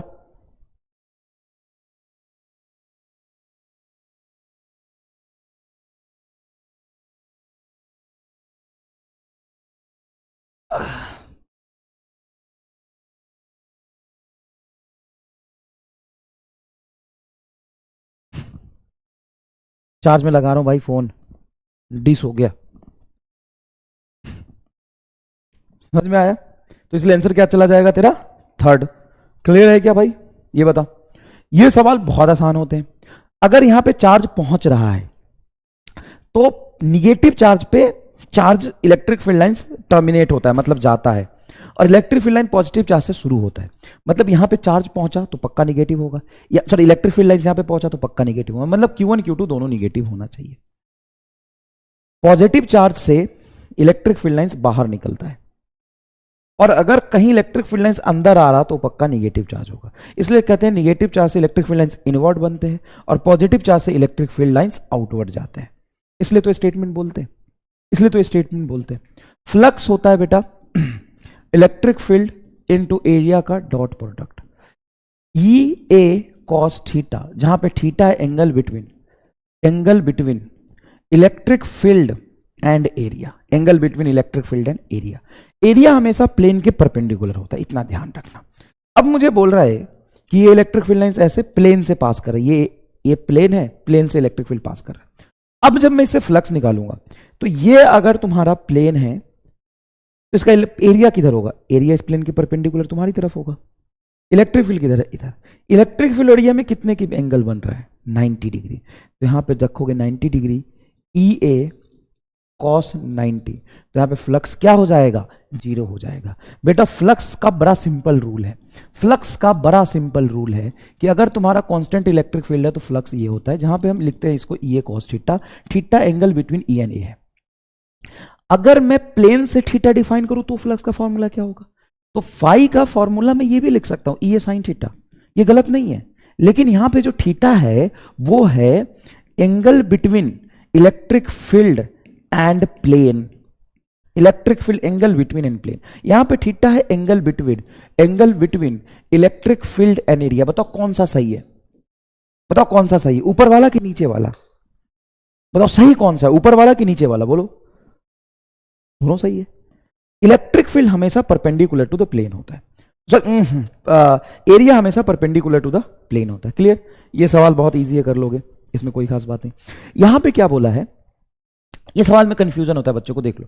अ thin conducting ring of radius r given as plus q charge, electric field at the centre O of the ring due to the charge on the part A K B, इसके वजह से electric field, इस part की वजह से electric field E है इधर की तरफ, ये इधर की तरफ। तो पूछा the electric field at the centre of the charge on the part A C D B, A C D B कहां है बेटा, ए सी डी बी, इसके वजह से कितना होगा, तो इसके वजह से इलेक्ट्रिक फील्ड जो भी होगा E2 मान लेता हूं, वो E2 प्लस इस वाले पार्ट का इलेक्ट्रिक फील्ड जोड़ के नेट इलेक्ट्रिक फील्ड 0 होना चाहिए, क्योंकि पूरे चार्ज रिंग की वजह से सेंटर पर इलेक्ट्रिक फील्ड क्या होगा, 0। तो E2 की वैल्यू क्या आ जाएगी, माइनस ऑफ ई, मतलब जिधर ये इलेक्ट्रिक फील्ड है उसके अपोजिट, जस्ट उसके मैग्नीट्यूड के बराबर और डायरेक्शन अपोजिट, मतलब ओके की तरफ। तो ई ओके की तरफ, fourth is your correct answer. बताओ कोई दिक्कत है इसमें, है तो बहुत आसान है। लैम्डा है चार्ज डेंसिटी, इसके वजह से सेंटर पे इलेक्ट्रिक फील्ड पूछे, हाफ रिंग के सेंटर पे इलेक्ट्रिक फील्ड 2 के लेमडा बाई ए ही तो निकाला था हमने सर, लेकिन यहाँ पे मैच नहीं कर रहा, के की वैल्यू रख दे 2 लेमडा, के की वैल्यू होती 4 पाई एप्सिलॉन नॉट इनटू ए, यहाँ से 2 से कटोगे 2 आ जाएगा, तो लेमडा बटा 2 pi epsilon naught A, lambda बटा 2 pi epsilon naught A, lambda बटा 2 pi epsilon naught A is answer. Clear है क्या?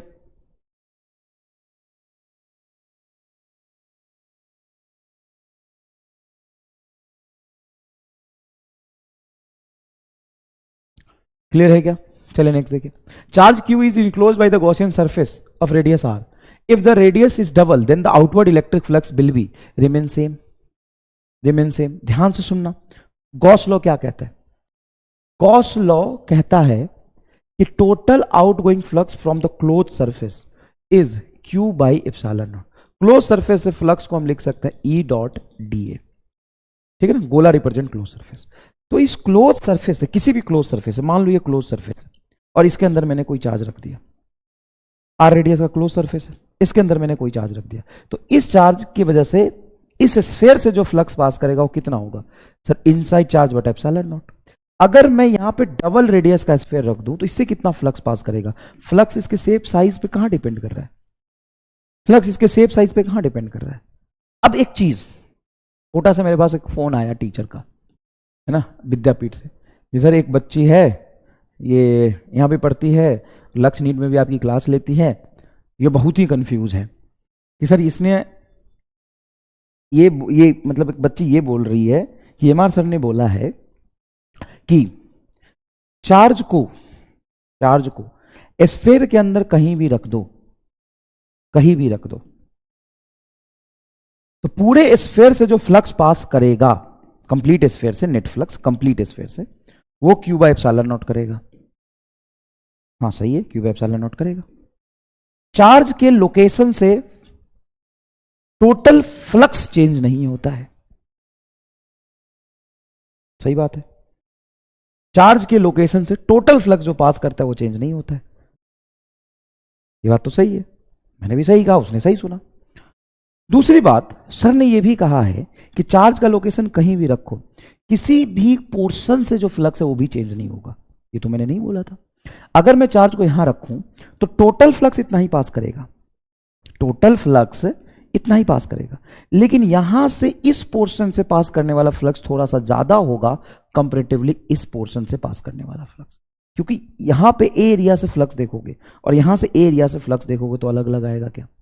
हाँ, क्योंकि यहां पे इलेक्ट्रिक फील्ड लाइंस तो दूर दूर है, तो इसके एरिया से फ्लक्स ज्यादा पास करेगा, इसके एरिया से फ्लक्स कम पास करेगा। वो कह रहे कि चार्ज को कहीं भी रखो हर जगह से सेम फ्लक्स पास करेगा, ऐसे थोड़ी ना होता है। चार्ज को अगर मैं सेंटर पे रख दूंगा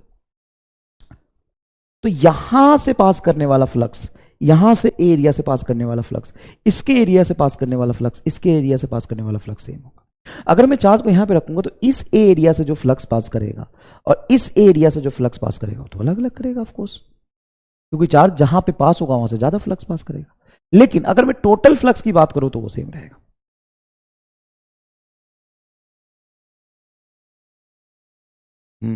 तो होता क्या है कि बच्चे ना ज्यादातर आजकल क्या करते हैं कि वो पढ़ते हैं नोट से, और नोट्स में कुछ लिखा हुआ होता है, अब वो नोट से पढ़ के चीजों को समझने की कोशिश करते हैं, क्लास सुनते ही नहीं।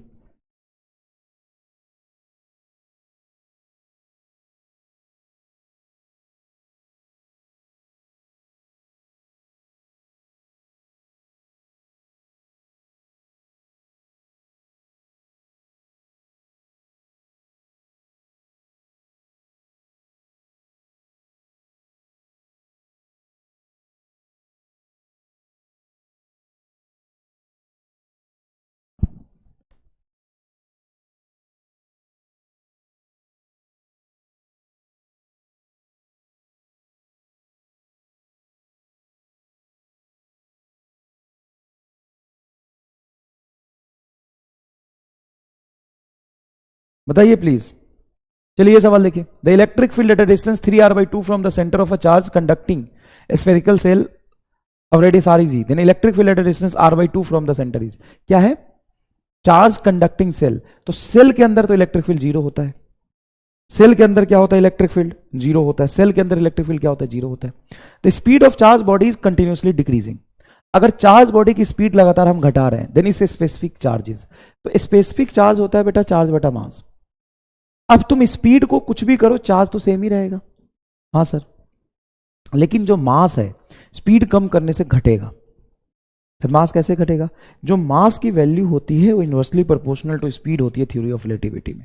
इतना याद रखना। स्पीड बढ़ाते तो मास बढ़ता है, स्पीड घटाते तो मास घटता है।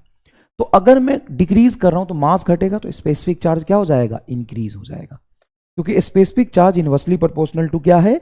मास है। Specific charge inversely proportional to क्या है? मास है। क्लियर है क्या ये बात? आगे देखिए, which of the following is not true about charge. कई बार हम सवाल करते हैं ना, तो not true, false, not correct, ये पढ़ लेना चाहिए, नहीं तो इसके वजह से मेरा आंसर गलत हो जाएगा। Which of the following is not true मतलब हमसे क्या पूछा है? फॉल्स पूछा है। The rest charge produce electric and magnetic field, ये तो गलत है, नॉट ट्रू। यही आंसर हो जाएगा मेरे हिसाब से। तो अब हम आंसर टिक करके आगे बढ़ते हैं, लेकिन आगे पढ़ लेते हैं। Charge depends on speed of the body, no, ये भी गलत है, ये भी रॉन्ग स्टेटमेंट है, ये भी रॉन्ग स्टेटमेंट है, क्योंकि रेस चार्ज तो सिर्फ इलेक्ट्रिक फील्ड प्रोड्यूस करता है। Charge can be converted into energy and energy into mass है। Charge can be convert into energy नहीं, चार्ज अकेला कंजर्व रहता है। चार्ज क्या होता है? अकेला कंजर्व रहता है। हाँ, एनर्जी कन्वर्ट हो सकता है मास में, क्योंकि mass is a form of energy. अभी न्यूक्लियर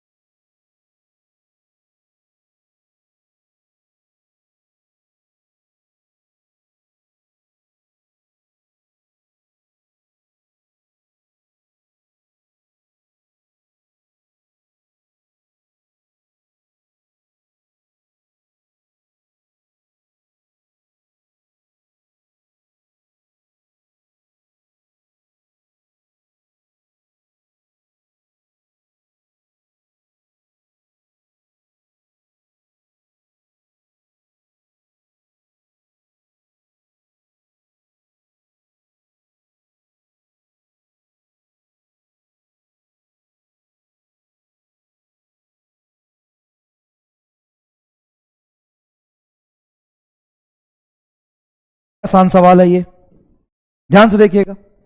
उससे भी आसान सवाल है ये। क्या कह रहा है कि एक चार्ज मैंने यहां पे क्यू रख दिया, तो मुझे इस फर्स्ट रीजन में, सेकंड रीजन में और थर्ड रीजन में इलेक्ट्रिक फील्ड की क्या पॉसिबल वैल्यू होगी, जीरो नॉन जीरो बताओ। तो सब कोई जानता है कि मैंने तुम्हें बताया था कि कंडक्टिंग मटेरियल के अंदर इलेक्ट्रिक फील्ड हमेशा जीरो होता है। तो इस चार्ज की वजह से तो यहां पे तो इलेक्ट्रिक फील्ड होगा, सेकंड में जीरो होगा, थर्ड में होगा। तो सेकंड में जीरो, फर्स्ट एंड थर्ड में होगा। Second option is your correct.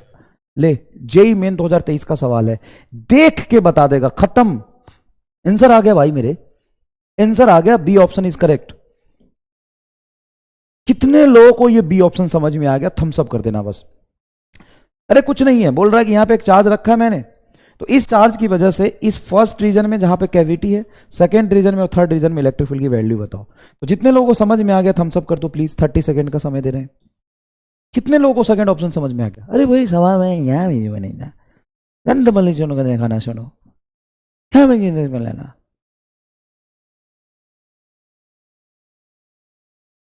JEE का एग्जाम तो देना ही है तुम सबको, जेई का फॉर्म भरना है। क्यों नहीं दोगे जेई का एग्जाम बताओ? और जितना मैंने पढ़ा दिया है ना, सिर्फ उतना पढ़ के जाना।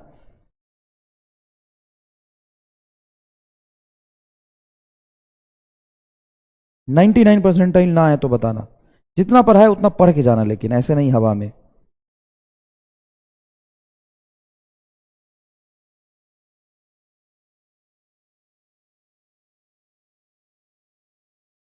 चलिए देखते हैं जरा।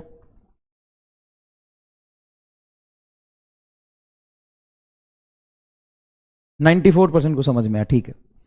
बाकी लोग चिल मारो बेटा, चिल मारो, गलत जगह पे। जेई मेन 2023 का सवाल है, जरा देखियो ध्यान से। जेई मेन 2023 का सवाल है, जेई मेन 2023 का सवाल है। अरे रिजल्ट थोड़ी ना मांगता है, बोल देना मैथ है, मैथ का पेपर अटेम्प्ट मत करना। फिजिक्स में कम से कम तुम्हारे 99% आने चाहिए, बात खत्म। मैथ नहीं है तो क्या होगा? सच में एडमिशन थोड़ी ना लेने जाना है तुम्हें, फॉर्म भर के पेपर ही देना है। फॉर्म भरते समय थोड़ी ना चेक करेंगे। क्या है?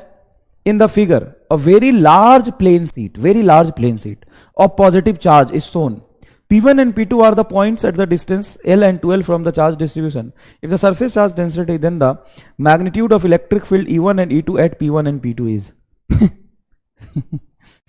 पहले देख ले है क्या, दोनों जगह इलेक्ट्रिक फील्ड सेम होगा, डिस्टेंस पे तो इलेक्ट्रिक फील्ड डिपेंड करता नहीं, तो ये दोनों काट दे। इन दोनों में सही आंसर आएगा भाई। क्या? वेरी लार्ज प्लेन सीट, सिर्फ सीट बोला है तो सिग्मा अपन 2 एप्सिलॉन, थर्ड आंसर आ जाएगा। कंडक्टिंग बोलता तो ये सही होता सर, नॉन कंडक्टिंग में सही होता, कंडक्टिंग में सही होता। सर कुछ नहीं लिखा है, सीट लिखा है ना, सीट नॉन कंडक्टिंग जैसा बिहेव करता है। डी नहीं बेटा, नहीं नहीं नहीं नहीं, बाप रे बाप रे बाप भाई, ये मतलब अभी अभी आज ही मैंने बोला है तुम्हें, ये आज ही बोला है मैंने। कैसी बातें कर रहे हो यार, क्यों कर रहे हो ऐसी बातें? अच्छा लगता है। D will be the answer, fourth is correct answer. Allah रट्टू तोता। इसलिए मैं कहता हूं कि तुम्हारी औकात ना बायोलॉजी पढ़ने की है बस। तू मत देना पेपर, बेइज्जती और करा देगा। इतने आसान सवाल में तू बेइज्जती करा देगा। नहीं देना भाई, गलती मेरे मुंह से निकल गया, मैं अपना मुंह बंद कर लेता हूं, मैं अपने शब्द वापस लेता हूं। मत देना पेपर जेई का, मत देना पेपर जेई का, प्लीज प्लीज मत देना। 64 conducting drops, each of radius 0.02 meter and each carrying a charge of 5 microcoulomb are combined to form a bigger drop. Then ratio of surface density, surface charge density, of course, bigger drop to the smaller drop is 64 drops, each of radius इतना, तो 64 drops है, ठीक है। अब ये 60 drops मिलके ये एक बड़ा ड्रॉप बनाएगा। तो रेडियस का जो रिलेशन हम जानते हैं कि कैपिटल आर बराबर n का पावर 1/3 इंटू स्मॉल आर होता है। स्मॉल आर अगर है तुम्हारा 0.02 और n है 64 का पावर 1/3, तो 4 आ जाएगा। ये 4 गुना 0.02 तो आ जाएगा 0.08, ये तुम्हारा रेडियस आ जाएगा। और चार्ज तो हम जानते ही हैं, चार्ज तो हम जानते हैं कि कंजर्व होगा, जितने चार्ज होंगे सारे मिलके हो जाएंगे।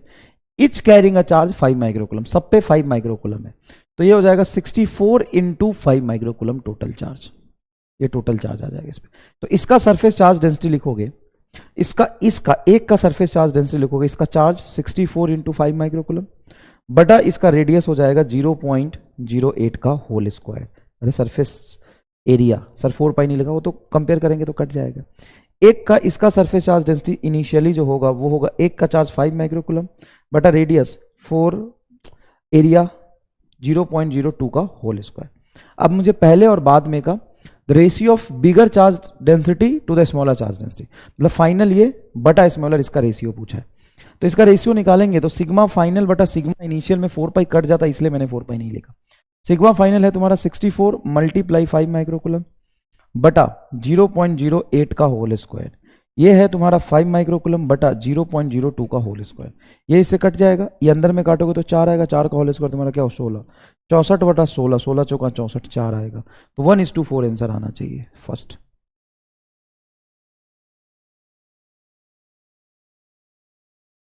अच्छा सॉरी 64 ऊपर है, 4:1, हाँ 4:1, सॉरी सॉरी सॉरी, सेकंड आएगा 4:1,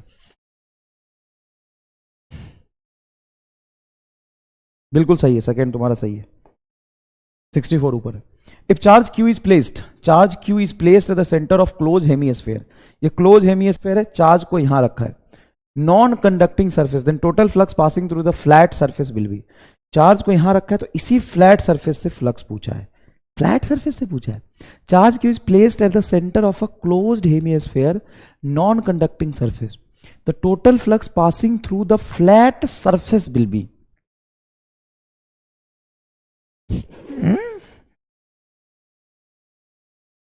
जीरो आएगा मेरे हिसाब से तो इसका आंसर। जीरो ऑप्शन में दिया क्यों नहीं इन्होंने? जेईई मेन 2023 का पेपर है, मेरे हिसाब से तो जीरो आएगा। Q/2 एप्सिलॉन नॉट गलत है, Q/2 epsilon naught complete hemi space से पूछता, कंप्लीट हेमी स्पेस पे पूछता तब आता।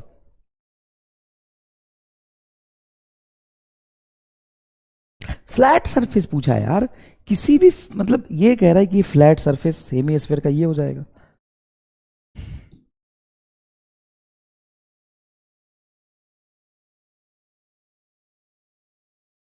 और ये तुम्हारा कर्व्ड सरफेस हो जाएगा। अब चार्ज को यहां पे रखा है मान ले, तो इस से जो इलेक्ट्रिक फील्ड लाइंस निकलेंगे ऐसे जाएंगे, ऐसे जाएंगे, ऐसे जाएंगे, ऐसे जाएंगे, इस फ्लैट सरफेस पे हर तरफ इलेक्ट्रिक फील्ड लाइंस इसके प्लेन से ही तो जाएगा। तो इलेक्ट्रिक फील्ड लाइंस कहां इसके सरफेस को, फ्लैट सरफेस को कट करके जा रहा? Electric field lines curved surface को तो कट करके जाएगा, लेकिन फ्लैट सरफेस को कट करके नहीं जा रहा। जरा तुम पूरा पढ़ो, पूरा पढ़ो, पूरा पढ़ो। If a charge Q is placed at the centre of closed hemisphere, ये क्लोज्ड हेमिस्फीयर, हेमिस्फीयर मतलब आधा स्फीयर है, और जस्ट इसके सेंटर पे यहां पे चार्ज रखा। अ non conducting surface, the total flux passing through the flat surface, इस हेमिस्फीयर से पूछता, ये नीट में भी पूछा हुआ सवाल है, वहां पे हेमिस्फीयर से पूछा था। मैंने ये पूरा पूरा आपको पीएचडी कराया हुआ है, पूरा पूरा मैंने आपको पीएचडी कराया हुआ है कि किसी फ्लैट सरफेस पे, मान लो इस सरफेस पर तुम चार्ज इसके कॉर्नर पे रख दो, सेंटर पे रख दो, इसी सरफेस से फ्लक्स जीरो पास करेगा, एक प्लेन सरफेस से फ्लक्स जीरो पास करेगा, क्योंकि इलेक्ट्रिक फील्ड लाइंस इस चार्ज से जो भी निकलेंगे इस प्लेन को कट नहीं करेंगे ना। तभी तो याद करो मैंने इस पे ऐसा सवाल एक कराया हुआ है कि मान लो एक क्यूब है, और क्यूब के इस फेज पर, कौन सा फेज है ये, चलो कोई बात नहीं, इस फेज पर पूरा रंग दिया इसको, चलो कोई नहीं, इस फेज पर पूरा रंग दिया, पूरा ही रंग दिया, चलो कोई बात नहीं, तब भी फील आ जाएगा। मान लो इसको मैंने ए बोला, इसको बी बोला, इसको सी बोला, इसको डी बोला, और चार्ज को मैंने यहां रख दिया। अब मैं अगर क्यू से इस फेज के सेंटर पर रख दिया, अब मैं बोलूँ इस पूरे क्यूब से कितना फ्लक्स पास कर रहा है, तो बोलोगे Q/2 एप्सिलॉन नॉट। क्यों? एक और क्यूब नीचे लाएगा, टोटल फ्लक्स आधा आधा बांट लेगा। लेकिन अगर मैं तुमसे बोलूं कि मुझे बताओ कि ABCD इस फेज से कितना फ्लक्स पास करेगा, पता है आंसर क्या होगा? Zero.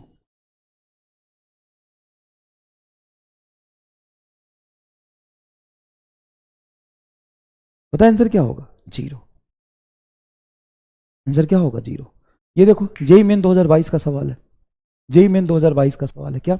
A point charge is brought in an electric field, the value of electric field at a point near to the charge may increase if the charge is positive.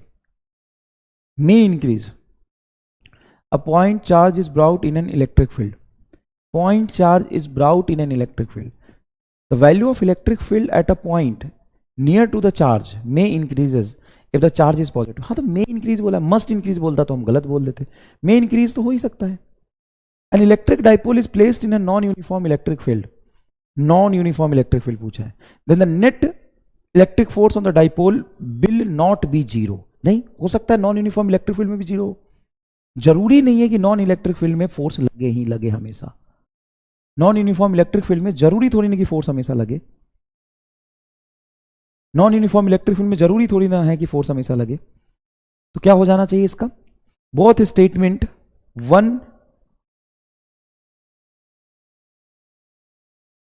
1 and 2 are false.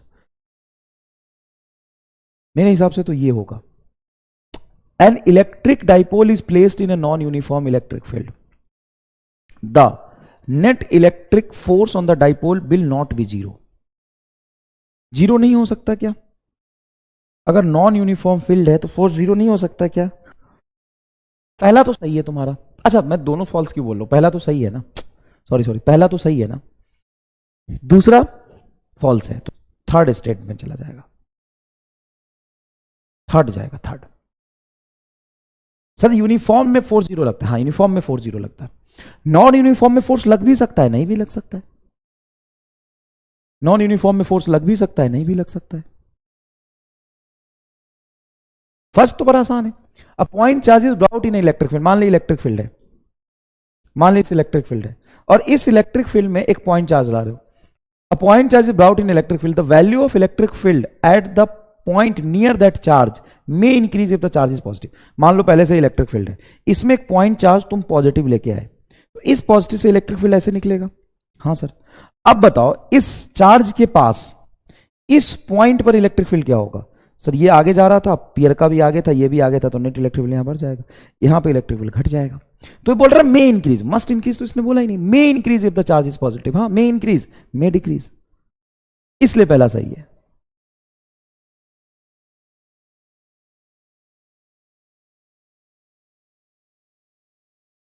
और दूसरा क्या बोल रहा है? The dipole will not be zero. मतलब four zero नहीं हो सकता. Will not be zero, four zero नहीं होगा. अरे जीरो भी हो सकता है नॉन यूनिफॉर्म में, नॉट जीरो भी हो सकता है. ठीक है. चलिए ये देखिए JEE Main 2022. Two uniformly charged sphere conductor A and B of radius 5 centimetre and 10 mm, 5 mm and 10 mm. देखो 5 mm and 10 mm are separated by a distance 2 centimeter. If the sphere are connected by the conducting wire, then the equilibrium condition, the ratio of magnitude of electric field at the surface of the sphere will be. देखो दो अलग अलग sphere है और इसको तुम wire से connect करोगे तो इसके सरफेस पर जो इलेक्ट्रिक फील्ड होगा सिग्मा अपन इप्सिलॉन नॉट होगा. हाँ मतलब इलेक्ट्रिक फील्ड चार्ज डेंसिटी के प्रोपोर्शनल होगा और charge density inversely proportional to radius होता है. क्यों? क्योंकि यहां पे जब ये दो स्फीयर को हम जोड़ते हैं तो एक पूरा आर्टिकल पढ़ाया था मैंने, एक पूरा आर्टिकल पढ़ाया था कि दो स्फीयर को अगर मैं वायर से जोड़ देता हूं तो इस पर जो फाइनल चार्ज होगा वो इसके डायरेक्टली प्रोपोर्शनल टू रेडियस होता है. जितना इसका रेडियस होगा रेडियस के रेशियो में इस पर फाइनल चार्ज आएगा. Surface charge density inversely proportional to radius होता है. इनवर्सली प्रोपोर्शनल टू रेडियस क्यों होता है? क्योंकि चार्ज डेंसिटी हो गया चार्ज बटा एरिया, तो charge directly proportional to sigma बराबर होगा चार्ज बटा एरिया. और चार्ज तुम बोल लो डायरेक्टली प्रोपोर्शनल रेडियस और एरिया हो जाएगा आर स्क्वायर, तो कट के नीचे ही तो आर आएगा. Sigma is inversely proportional to r. Sigma is inversely proportional to r होगा. Sigma is inversely proportional to r होगा. और इलेक्ट्रिक फील्ड होता है तेरा सिग्मा अपॉन इप्सिलॉन नॉट, तो इलेक्ट्रिक फील्ड भी डायरेक्टली प्रोपोर्शनल टू आर हो जाएगा. पोटेंशियल क्या होगा? पोटेंशियल होता है के क्यू बाई आर, तो दोनों का पोटेंशियल बराबर हो जाएगा क्योंकि चार्ज प्रोपोर्शनल टू आर और बटा आर, तो कट गया. देखो देखो तो यहां पे 5 mm और 10 mm है तो electric field directly proportional to 1:2 हो जाएगा. 1:2 1:2 ये हो जाएगा. क्लियर है क्या? Electric field inversely proportional to R. Yes.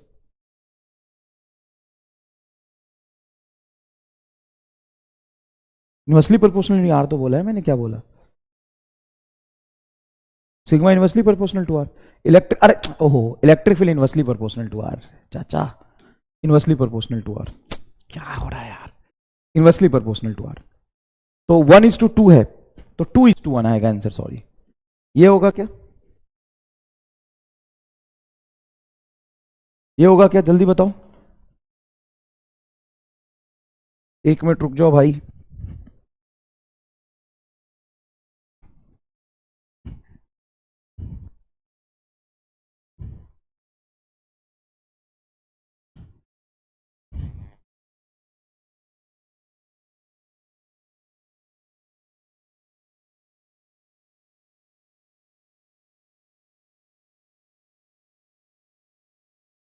ठीक है क्या यार, ये इलेक्ट्रोस्टैट में ज़्यादा टाइम नहीं लग गया? पढ़ा भी तो इलेक्ट्रोस्टैट बहुत लेक्चर भी तो लगा था इलेक्ट्रोस्टैट में यार, अभी तो बहुत कुछ पढ़ना है, करंट इलेक्ट्रिसिटी भी है। चलो, इलेक्ट्रोस्टैट तो पूरा मैंने रिवाइज करा दिया, इलेक्ट्रोस्टैट में तो सारे टॉपिक देख लिए। इलेक्ट्रिक पोटेंशियल अभी रहने देते हैं, करंट इलेक्ट्रिसिटी देखते हैं। करंट इलेक्ट्रिसिटी देखे क्या? मैंने सोचा था करा दूंगा, लेकिन टाइम लगता है।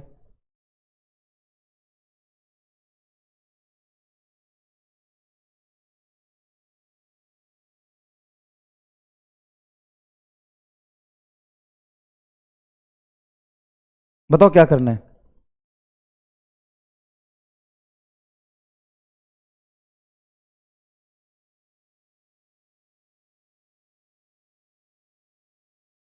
बताओ क्या करना है, टाइम तो लगता ही है यार, सेक्शन बहुत बड़ा है ना भाई।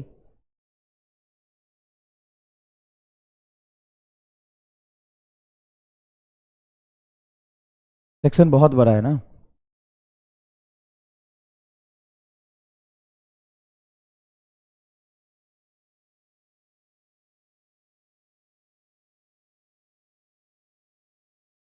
8 तो बज गया, क्योंकि भाई 14-15 लेक्चर में जो पढ़ा है उसमें मैंने सारे पढ़ा दिए, बहुत सारे तुमको सवाल भी करा दिए, तो टाइम तो लगेगा ना, टाइम तो लगेगा ना भाई। चलो ये सवाल करके बताओ, फिर सोचते हैं। सवाल करके बताओ। Consider a non conducting shell as shown in a figure, non conducting shell as shown in figure, if we apply Gauss law over the non conducting shell, इस पे हम गॉस लॉ अप्लाई करते हैं, then electric field is due to, तो यहाँ पे इस Gauss law जो इस स्फीयर के लिए हम अप्लाई करेंगे उसमें है close integration of E dot d A बराबर q in by epsilon naught. यहाँ पे जो इलेक्ट्रिक फील्ड है वो किसके लिए आएगा, ये इलेक्ट्रिक फील्ड किसके लिए आएगा, ये बताओ, ये इलेक्ट्रिक फील्ड किसके लिए आएगा। चलो फटाफट पोल क्रिएट किया मैंने, जवाब दो। इलेक्ट्रिक फील्ड किसके लिए आएगा, तो जो चार्ज अंदर है सिर्फ उसके लिए आएगा, कि जो चार्ज अंदर है बाहर है सबके लिए आएगा, बताओ। वैसे यार मान लो कि 8, मतलब कितने, इलेक्ट्रोस्टैट हो गया, इलेक्ट्रोस्टैट हो गया, इलेक्ट्रिक पोटेंशियल कैपेसिटेंट हो गया, करंट इलेक्ट्रिसिटी हो गया, एमईसी हो गया, मैग्नेटिज्म हो गया, फिर ईएमआई हो गया, उसके आगे तो छोटे छोटे चैप्टर, एसी हो गया, तो 7 लेक्चर लेंगे मैक्सिमम, सारा रिवाइज हो जाएगा। टाइम तो लगता है यार। बताओ आंसर क्या होगा, फोर्थ। हालांकि अब इससे ज्यादा तेज पढ़ाऊंगा तो कोई मतलब नहीं ना पढ़ने का। 76% लोगों का सही है, बिल्कुल सही बेटा, ये हमने कई बार आपको पढ़ाया है। अभी भी ये बच्चे क्यों गलत कर रहे हैं मुझे समझ नहीं आ रहा। मैंने कितनी बार पढ़ाया है भाई, ये चीज तो मैं बार बार रिवाइज कराया था, कि जो हम गॉस लॉ में इलेक्ट्रिक फील्ड लिखते हैं वो इलेक्ट्रिक फील्ड अंदर या बाहर सारे चार्जेस की वजह से आता है, अंदर या बाहर सारे चार्जेस की वजह से आता है। लेकिन जो पोटेंशियल होता है, सॉरी, जो चार्ज लेते हैं गॉस लॉ में वो सिर्फ इनक्लोज चार्ज लेते हैं, जब लेकिन इलेक्ट्रिक फील्ड जो होता है वो सारे चार्जेस की वजह से आता है, अंदर या बाहर सारे चार्जेस की वजह से आता है। ठीक है, क्लियर है क्या, क्लियर है क्या?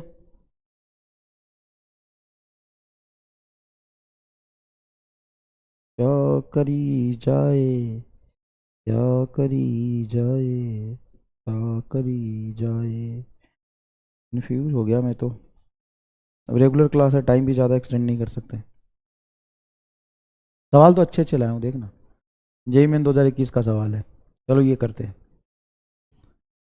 जेईई मेन 2021 का सवाल है, करो इसको, करते हैं पहले, फिर सोचते हैं क्या करना है। देख लो अच्छे से, जेईई मेन 2021 का सवाल है, एकदम डायरेक्ट फॉर्मूला बेस्ड है, जैसा मैंने करंट इलेक्ट्रिसिटी में कराया था वैसा ही है। करो तो इसको, कुछ सॉल्यूशन निकालते हैं। देखो, जितना स्पीड में मैंने पढ़ाया है, सारी चीजें आपको बताई, सारे फॉर्मूला बताया, इससे ज्यादा स्पीड रखेंगे तो कोई मतलब नहीं है। इससे कंटेंट भी कम नहीं कर सकते। मान लो जो 14 लेक्चर, 10 लेक्चर में हमने पढ़ा है, उसको अपन एक लेक्चर में कंप्रेस ही कर सकते हैं ना। मैं 15 मिनट में बोलूँ कि इलेक्ट्रोस्टैट खत्म, या 20 मिनट में या आधे घंटे में, तो भाई वो जस्टिफाइड भी नहीं है, समय थोड़ा लगता है। लेकिन समय इतना भी नहीं लग रहा है। अगर बड़े बड़े चैप्टर हम अगर 1.5 घंटे में कर ले रहे हैं तो बहुत बड़ी बात है। सर ऐसे सब 6-7 क्लास ले लो, पूरा रिवीजन हो जाएगा। हाँ, अपन ले लेंगे, 6-7 क्लास ले लेंगे, पूरा रिवीजन हो जाएगा। इसका कुछ सॉल्यूशन हम निकालते हैं ना, परेशान होने वाली बात नहीं, इसका सॉल्यूशन कुछ निकालते हैं। ठीक है, आप बताओ। The certain physical terms associated with the flow current through the metallic conductor column 2 gives the same material relation। ठीक है, तो 1 और b को मैच कराना है। हम जानते हैं, याद है जो फ्लो चार्ट मैंने करंट इलेक्ट्रिसिटी में बनाया था, मैंने तुम्हें बोला था कि सिर्फ तुम कंडक्टिविटी याद रख लो। तो कंडक्टिविटी होता है NE² टाउ बाई एम, ये मैंने बोला था, कंडक्टिविटी याद रख लो। तो रेसिस्टिविटी हो जाएगा m/NE² टाउ। हाँ सर, ये आपने बोला था। एंड ड्रिफ्ट वेलोसिटी होता है I बराबर NEVD होता है, I बराबर NEAVD होता है। तो करंट डेंसिटी को तुम I बाई A लिख सकते हो, तो हो जाएगा NEVD करंट डेंसिटी आ जाएगा। एंड J बराबर सिग्मा E होता है, याद है, J बराबर सिग्मा E होता है। तो ये कुछ टर्म्स है, अब इसको मैच कराने की कोशिश करते हैं। यहां से देखिए, तो ड्रिफ्ट वेलोसिटी, ड्रिफ्ट वेलोसिटी इसमें कौन सा दिख रहा है? मुझे तो कोई सा भी नहीं दिख रहा है यार ड्रिफ्ट वेलोसिटी। हाँ ये है ना ड्रिफ्ट वेलोसिटी, ए कहा आर से मैच करेगा। सर कैसे? ड्रिफ्ट वेलोसिटी याद है, मैंने बोला था फोर्स बटा mass acceleration, acceleration into time velocity. देखो स्मॉल ई कैपिटल ई तेरा फोर्स हो गया, फोर्स बटा मास क्या हो गया? एक्सीलरेशन हो गया, एक्सीलरेशन इनटू टाइम वेलोसिटी हो गया, एक्सीलरेशन इनटू टाइम क्या हो गया? वेलोसिटी। तो ए तुम्हारा किससे मैच कर रहा है? आर से मैच कर रहा है।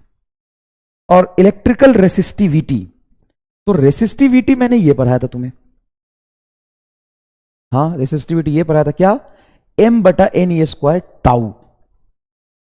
ये टाउ होना चाहिए, रो नहीं होना चाहिए, ये क्या होना चाहिए? टाउ होना चाहिए।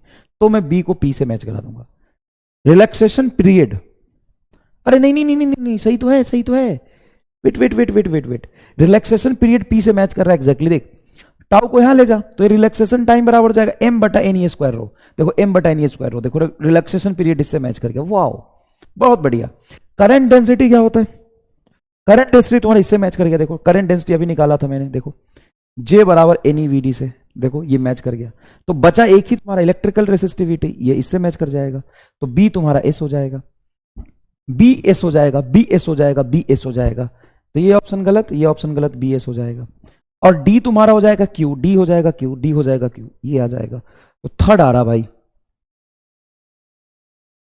थर्ड आ रहा भाई, देख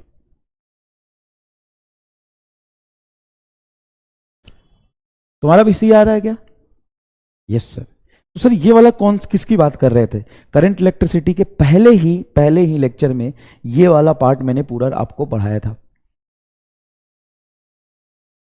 ये वाला पार्ट मैंने आपको पूरा पढ़ाया था, याद है? करंट इलेक्ट्रिसिटी के पहले लेक्चर में ये वाला पार्ट मैंने पूरा पढ़ाया था। देखिए ये रहा वो, क्या पढ़ाया था? सिग्मा बराबर, देखिए सिग्मा बराबर NE² टाउ बाई एम। तो आप जानते हैं रो इज इक्वल टू हो जाता है 1 sigma, rho is equal to हो जाता है 1 सिग्मा। हाँ sir, rho is equal to 1 sigma हो जाएगा। तो रो बराबर हो जाएगा m/NE²। देखिए रो बराबर हो जाएगा m/NE² टाउ। आर बराबर होता है रो एल बाई ए, तो देखो आर बराबर हो जाएगा ml/NE² टाउ है। इसको microscopic form of Ohm's law कहते हैं, इसको क्या कहते हैं? Microscopic form of AIIMS law कहते हैं। हम लिख सकते नहीं, इसको नहीं कहते, तो आर का फॉर्मूला है, हम v बराबर IR कहते हैं। आर की वैल्यू यहाँ पे रख देंगे तो माइक्रोस्कोपिक फॉर्म ओम लॉ हो जाएगा। ये देखो MLI, ये एल है और ये आई है, MLI/NE² टाउ, ये microscopic form of Ohm's law है। और ये बना कैसे? इन दोनों से मिला के बनता है।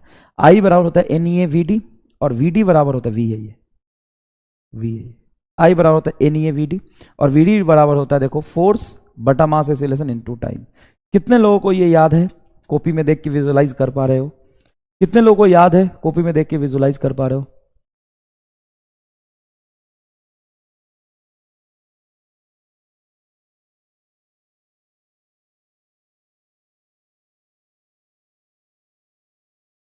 तुम लोग तैयार हो मॉर्निंग में पढ़ने के लिए? लेकिन मॉर्निंग में मेरा एक क्लास होती है कीन की ना, उससे पहले अगर मैं एक एक घंटा रिवाइज कराऊंगा तो हो जाएगा, लेकिन उसके लिए परमिशन नहीं मिलेगा। मॉर्निंग में क्लास लगाना कैसे मिलेगा परमिशन? तुम्हारी स्कूल भी होगी।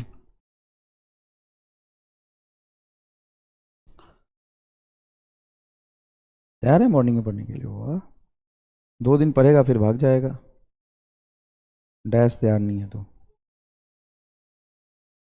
परमिशन कैसे मिलेगी? लक्ष्य की क्लास शाम को होती है, सुबह लगाने के लिए कोई परमिशन नहीं देगा। तो आ गए ना कमेंट में, देखो कमेंट में आ गए। चलो इसका कोई रास्ता निकालते, थोड़ी तबीयत भी ठीक नहीं है आज मेरी। मैंने सोचा था पूरा कर दूंगा लेकिन पूरा नहीं कर पाऊंगा। पीपीटी दे देता हूँ, पीपीटी से नहीं, अपने नोट्स जो तूने बनाए होंगे शॉर्ट फॉर्म उससे रिवाइज करो, ठीक है? बाकी मैं धीरे धीरे सारे करा दूंगा, चिंता की बात नहीं है, ठीक है? चलो इलेक्ट्रोस्टैट वाले पार्ट तो हो गए ना भाई मेरे? इलेक्ट्रोस्टैट वाले पार्ट तो हो गए ना कम से कम, ठीक है ना? ठीक है, बाकी थोड़ा कल रिवाइज करा दूंगा। तबीयत ठीक नहीं है यार सच में, नहीं तो मैं करा देता, मैंने सोचा था मैं कराऊंगा लेकिन तबीयत ठीक नहीं है।